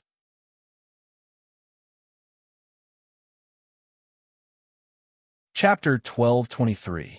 In the secret room of the Gu family's headquarters. After Gu Jingze went in, all the solemn people stood up one after another. How long has he been missing? He threw his clothes onto the chair, his chiseled face cold. According to the servants, old Master Gu went out to play mahjong with someone and didn't come back. A group of mahjong players also said that he didn't go. Gu Qigong was missing, and now no one knew where Gu Qigong was. Gu Jingze looked at the people in the secret room. Everyone who knows about this today is in this room. You are all my trusted subordinates. Even if you are scattered in different areas of the Gu family, you are all my people. You should know what to do with the outside world. Yes, master. The Gu Clan's clan leader had a group of trusted aides. These people were usually the clan leader's trusted aides. No, only after becoming the clan leader would one know their names and positions. If it weren't for this matter, they wouldn't even know who the Gu Clan's clan leader was. And the few people who came today were only a part of them. They were passed down from their ancestors. Every one of them knew their position from the moment they were born. They lived like ordinary people, but when something happened, they were absolutely loyal to the master. Now, they were called M. In the past, they were called Man Clan. Later, in modern times, they changed to a simpler name. Now, because of Gu Qigong's sudden disappearance, Gu Jingzi called them here. Most of Father's bodyguards and secret guards have been given to Nian Yin. He doesn't have many of them. But if someone wanted to take Father away from the secret guards and bodyguards, it must be someone from the Gu family, Gu Jingzi said. The few people said in surprise, Master, do you suspect that it was done by those relatives? That's right. To do something like this at this time, that it was expected. But they actually did it in this way. It was true that Gu Qigong was his father, but he was also a special father. He had never played the role of a father in Gu Jingzi's life for more than a few days, but he was truly a father in his flesh and blood. Master, what do you want us to do now? Gu Jingzi looked outside. Save him. Lin Che was still waiting in the room, but Gu Jingzi still hadn't returned. She opened the door and called for Dongzi. Go, and ask if Gu Jingzi has any urgent problems. Dongzi answered and went out. She stood there, holding her chin and looking outside. She couldn't think of anything that would make him leave in such a hurry. At this time, it should be late at night. Mu Wanqing suddenly called. Lin Che suddenly had a bad feeling. He picked up the phone and said, Mom, why are you so late? Mu Wanqing said over the phone, Something happened, little Che. What is it? Let's talk in person. This is more important. All right, I'll go find you. Don't come to the Gu family. Go to number 36, Qinghe Road. That's a place that belongs to my mother's family. No one knows about it. Before Mu Wanqing married into the Gu family, her family was also wealthy. The Mu family was not a family like the Gu family, but they were also a family of scholars. Their family had been wealthy for many years, and they were low-key and thrifty. When Lin Che arrived, he saw that Mu Wanqing was already waiting there. Lin Che hurriedly walked in. Mom, what happened? Why is it so serious? Mu Wanqing stood up and said, I'm worried that someone is eavesdropping on the phone. After all, it's not safe. What? Lin Che immediately felt that it was a little serious. Mu Wanqing said, Jingzi's father disappeared yesterday. When Mu Wanqing said this, her eyes were already red. Lin Che was even more surprised. Father is missing? Mu Wanqing choked for a moment and covered it up. She raised her head and continued. But today, Jingzi went to look for someone. He has fallen into a trap. Lin Che's heart calmed down. Is Gu Jingzi in danger? That's right. I don't know where he went. I only know that after he fell into the trap, he escaped. He brought more than 10 personal guards with him, and they were all wiped out. However, I didn't find Jingzi. Jingzi escaped, but I don't know where he is now. How could this be? Lin Che's heart suddenly seemed to burst out of his throat. Mu Wanqing said, Right now, the only person I can trust is you, little Che. What should I do now? If something happens to Jingzi, I don't want to live anymore. It's all my fault.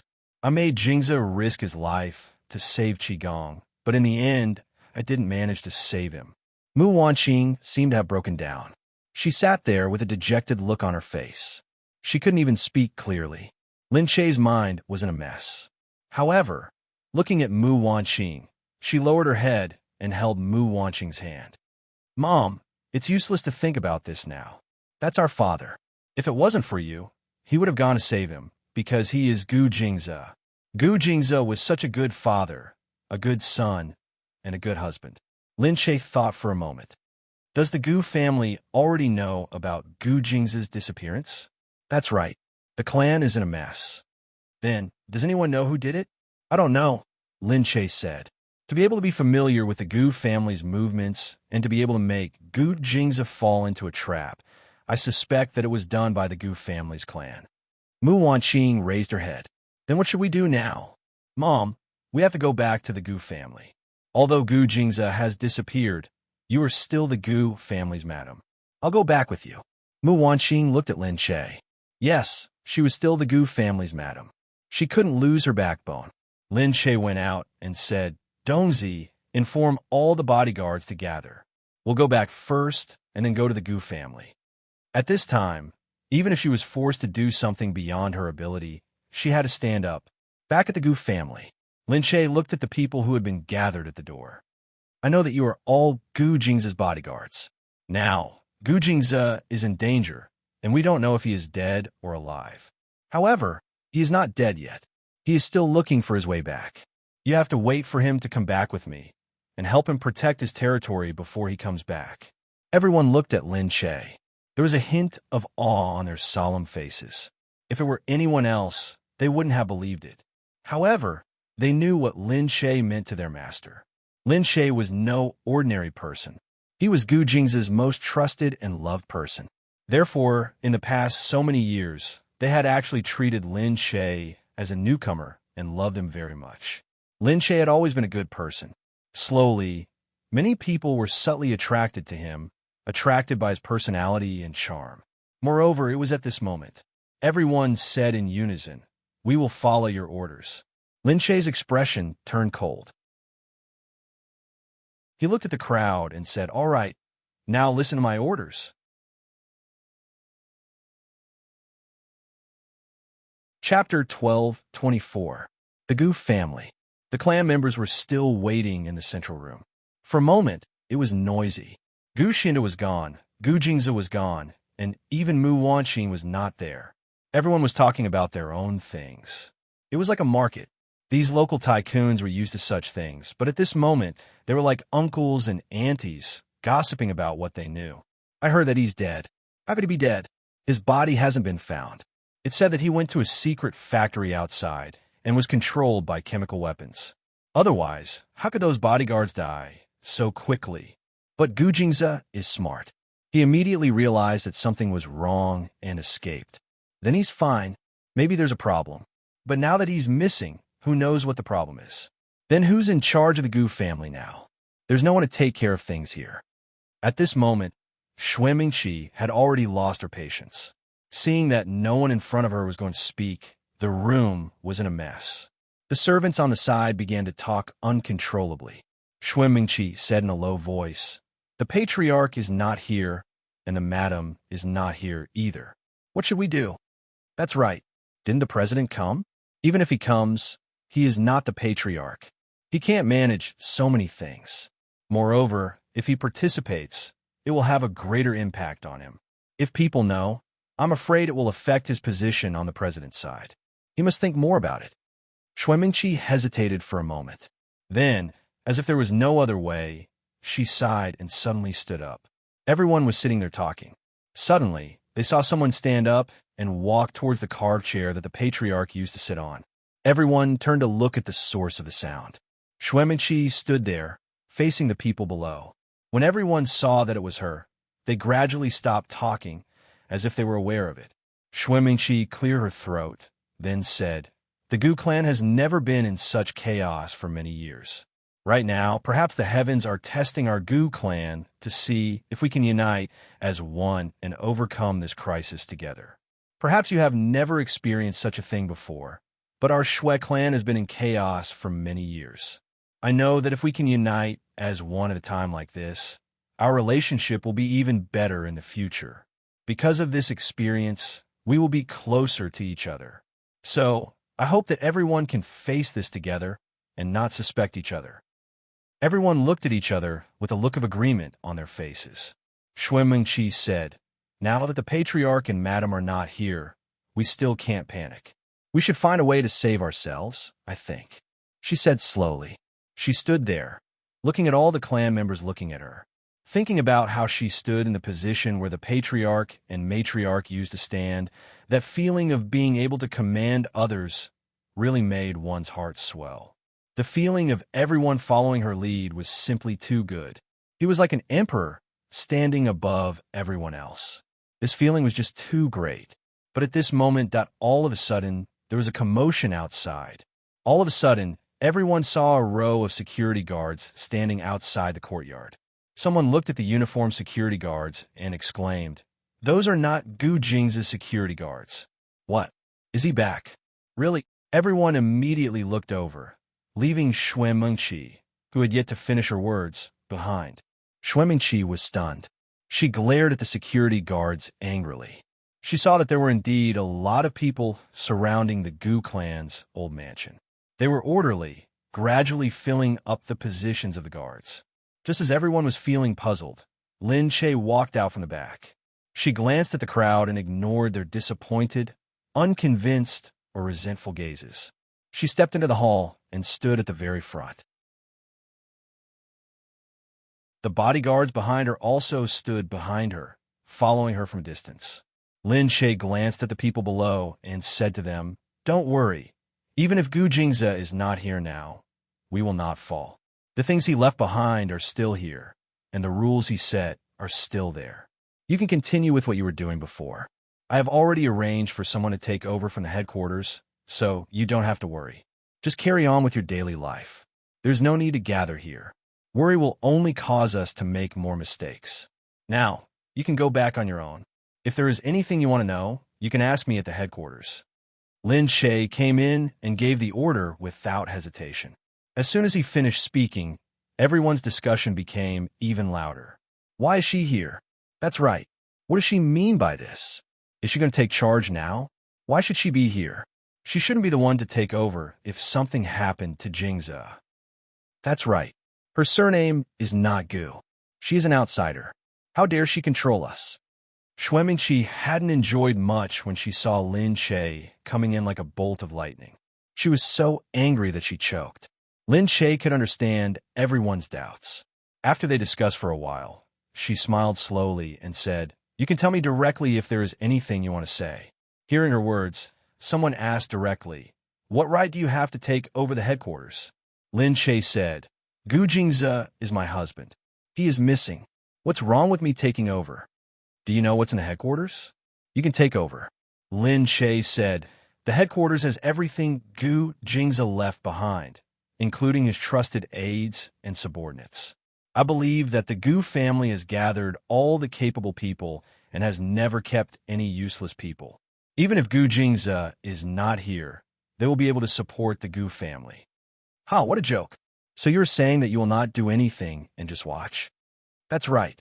Ha ha ha, you are so naive." "Oh, I am naive? Then tell me, if I cannot take over, will you take over?" "We will elect our own people to take over." "Ha, Mistress has been elected in the past, so I won't say anything. Since when do we have to rely on you to elect a clan head?" Lin Che's gaze suddenly sharpened. The person looked as if he had been struck by lightning. His face turned pale and his voice became weaker. "It's not like the Gu family doesn't have any descendants. We need you to help us find a head of the family. It's not like my husband doesn't have any children. We need you to help us find a child. Not only my husband, but even without him, there's still my eldest brother and Gu Jingyu. They're still alive. Since when was it your turn to elect a head of the family?" The Gu family's clan head had always been passed down from father to son, son to grandson. The previous generation's clan head made the decision. The next generation's clan head was not someone they could just elect.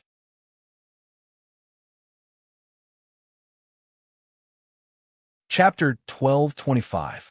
The corner of Lin Che's lips curled up into a mocking smile.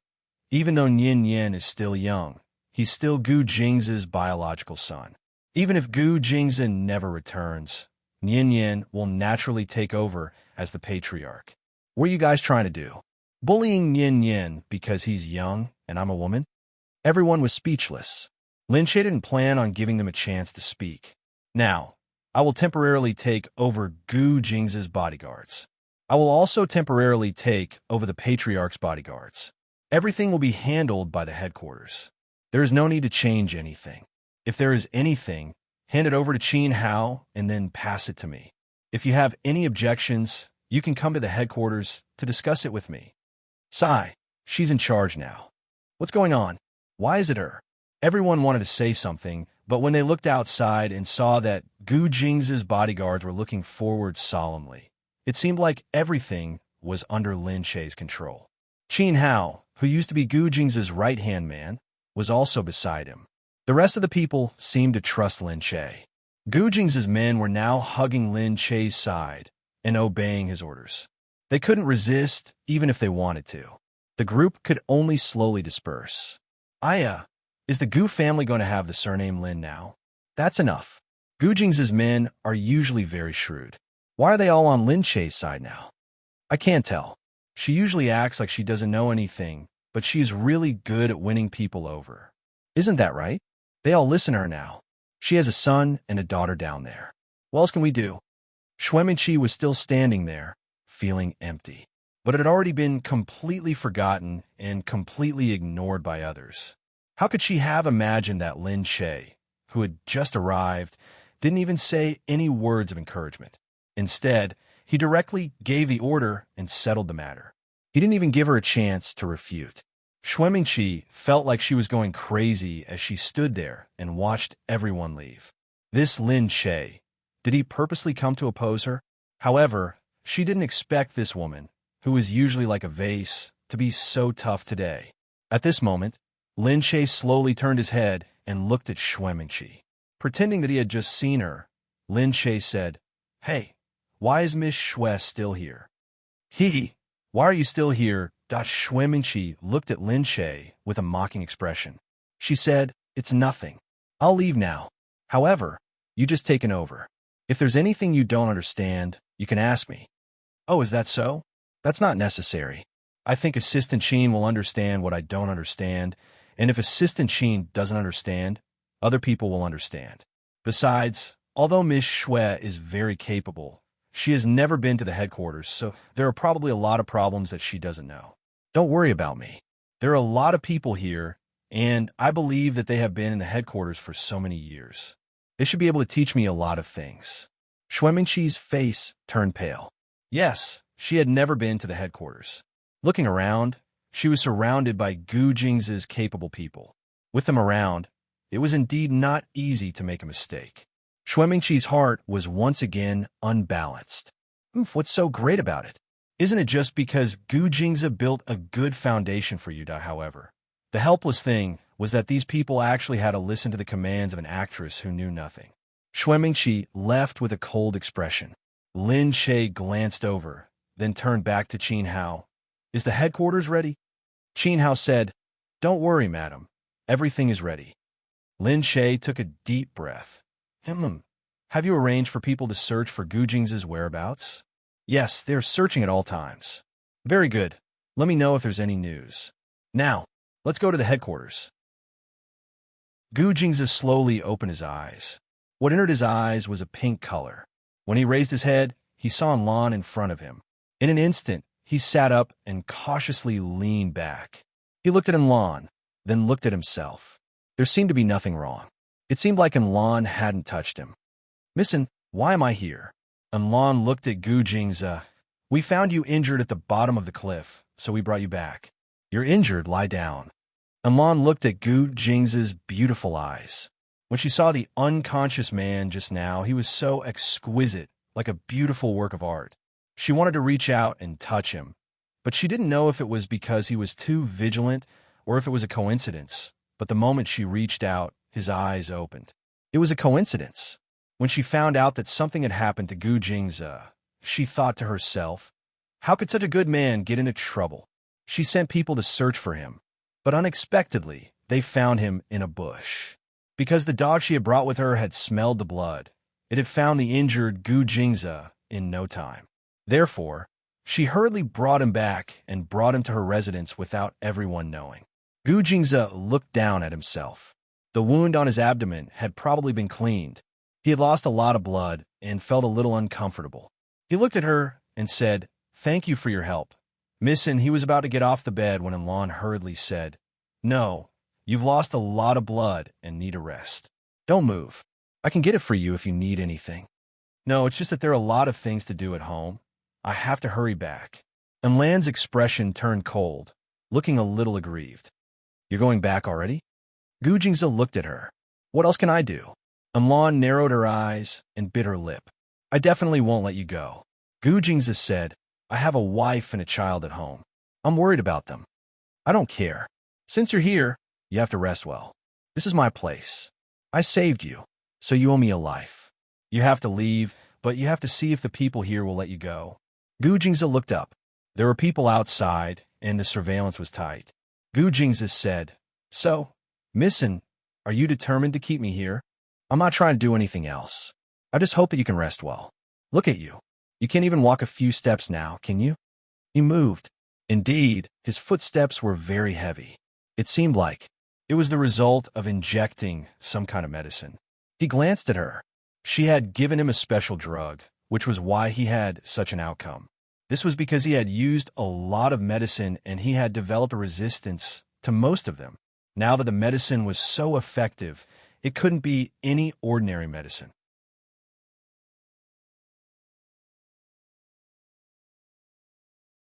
Chapter 12:26. It seemed like she would have to put in some effort to leave this place. It was Lin Shei's first time at the so-called headquarters. The headquarters was not the Gu's building, where Gu Jingzi worked. It was more like a palace.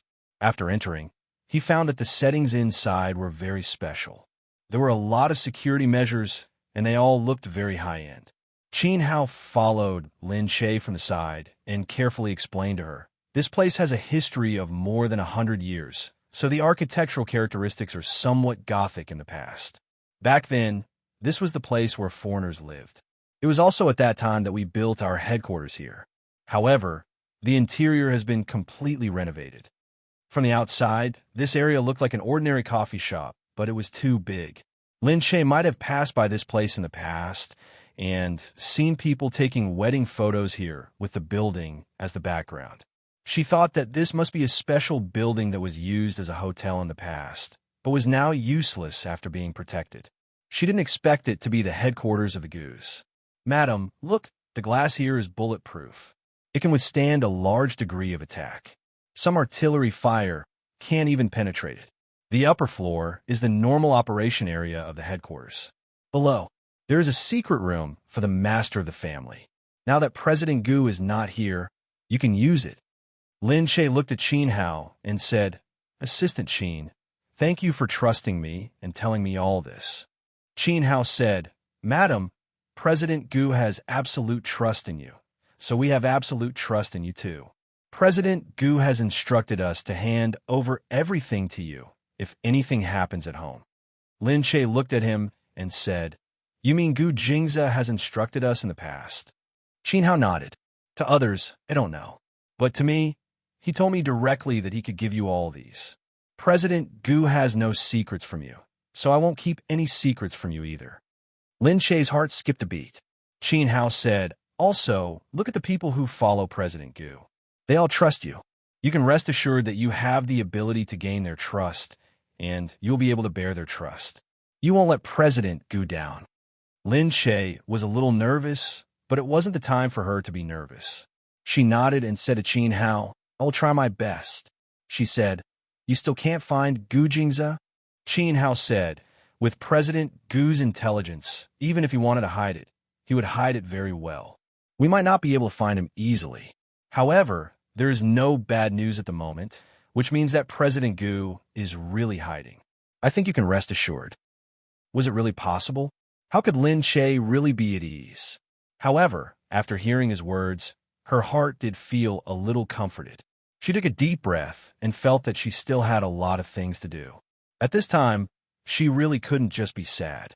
The other side, Gu Jingyu couldn't pick up Su Wan because something happened at home, but he still let the driver go to Su Wan's place.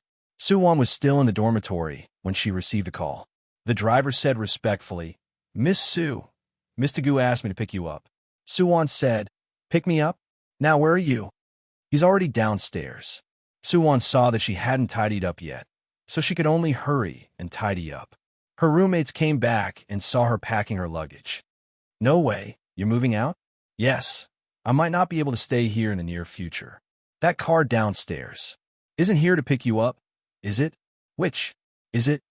Ah, then it seems like it's really here to pick you up. The people in the dormitory looked at her, and their faces immediately turned contemptuous, but they still pretended to be envious. Really? Did you get a boyfriend? Aya, we really envy you too much. You got a boyfriend so quickly, and you're going to be together soon. Yeah, the car is so good. Your boyfriend must be very rich. How could Suwon not hear the sarcasm? She didn't care about them and casually packed up and said, I'm leaving first. She carried her things and hurried out. The people in the dormitory snorted. He must be a kept woman. I saw it. The driver is an old man. I'm so envious, jealous, and hateful. In the future, he might be a rising star in the film and television industry. Who told you not to find a man? I'm not that shameless, okay? Besides, I can't sleep with that kind of old man. There were many beauties in the school who moved out after being kept. They were already used to it. Who told there to be many beauties here? There were also many rich people who stare at this place, and specially look for women to keep. After Suwon got off, she directly followed the car and left. When she arrived, she saw that it was a villa with a single courtyard. It was much bigger than the villa she imagined. From afar, it looked like a garden. There were already more than a dozen garages in front. She didn't know if there were cars parked inside. After the housekeeper came down, he said, Miss Sue, is it? Third young master is not here today. There are some matters at home that he has to deal with. You can stay here first. The room has been prepared, and everything has been prepared. Third young master might come back tonight. Oh, thank you. Suwon heard that Gu Jingyu was not here, and she was really relieved. Now that she saw him, she didn't know what attitude she should use to meet him. After all, the current Gu Jingyu was actually the man who kept her sugar daddy. That after entering, she saw that the room was really big. Someone had already prepared all sorts of clothes for her. She opened the wardrobe. From pajamas, underwear, to outerwear, there was a pile of gorgeous clothes surprising her. Everyone said that the Gu family was different in Country C. The reason why no one dared to provoke Gu Jingyu was not only because he was a superstar, a national treasure, but also because his background was too strong. She sat on the well-made bed and caressed it, feeling apprehensive. But at this time, she heard a voice outside. Gu Jingyu, are you here? Are you here or not? Suwon froze that it's actually Lin Che. She hurriedly walked out. As expected, she saw Lin Che walking in. He saw Suwon with a glance. Lin Che froze there. You. Suwon felt guilty and ashamed at her heart. She felt like she was caught in the act, making her feel too ashamed to show her face. Sorry, Sister Che. Gu Jingyu and I didn't want to. If you want to hit me, scold me. I can do it. Hit me. Me? Lin Che pointed at himself. Why would I hit you? Aren't you and Gu Jingyu a couple? Suwon said. You're tuning in to the Romance Rendezvous YouTube channel. We're so grateful for your support, and don't forget to subscribe to join us on this incredible journey through captivating stories. Your generosity through donations truly makes a world of difference, as it's the primary source of revenue that allows me to expand and enhance this channel for you. Thank you from the bottom of my heart for being a part of this adventure.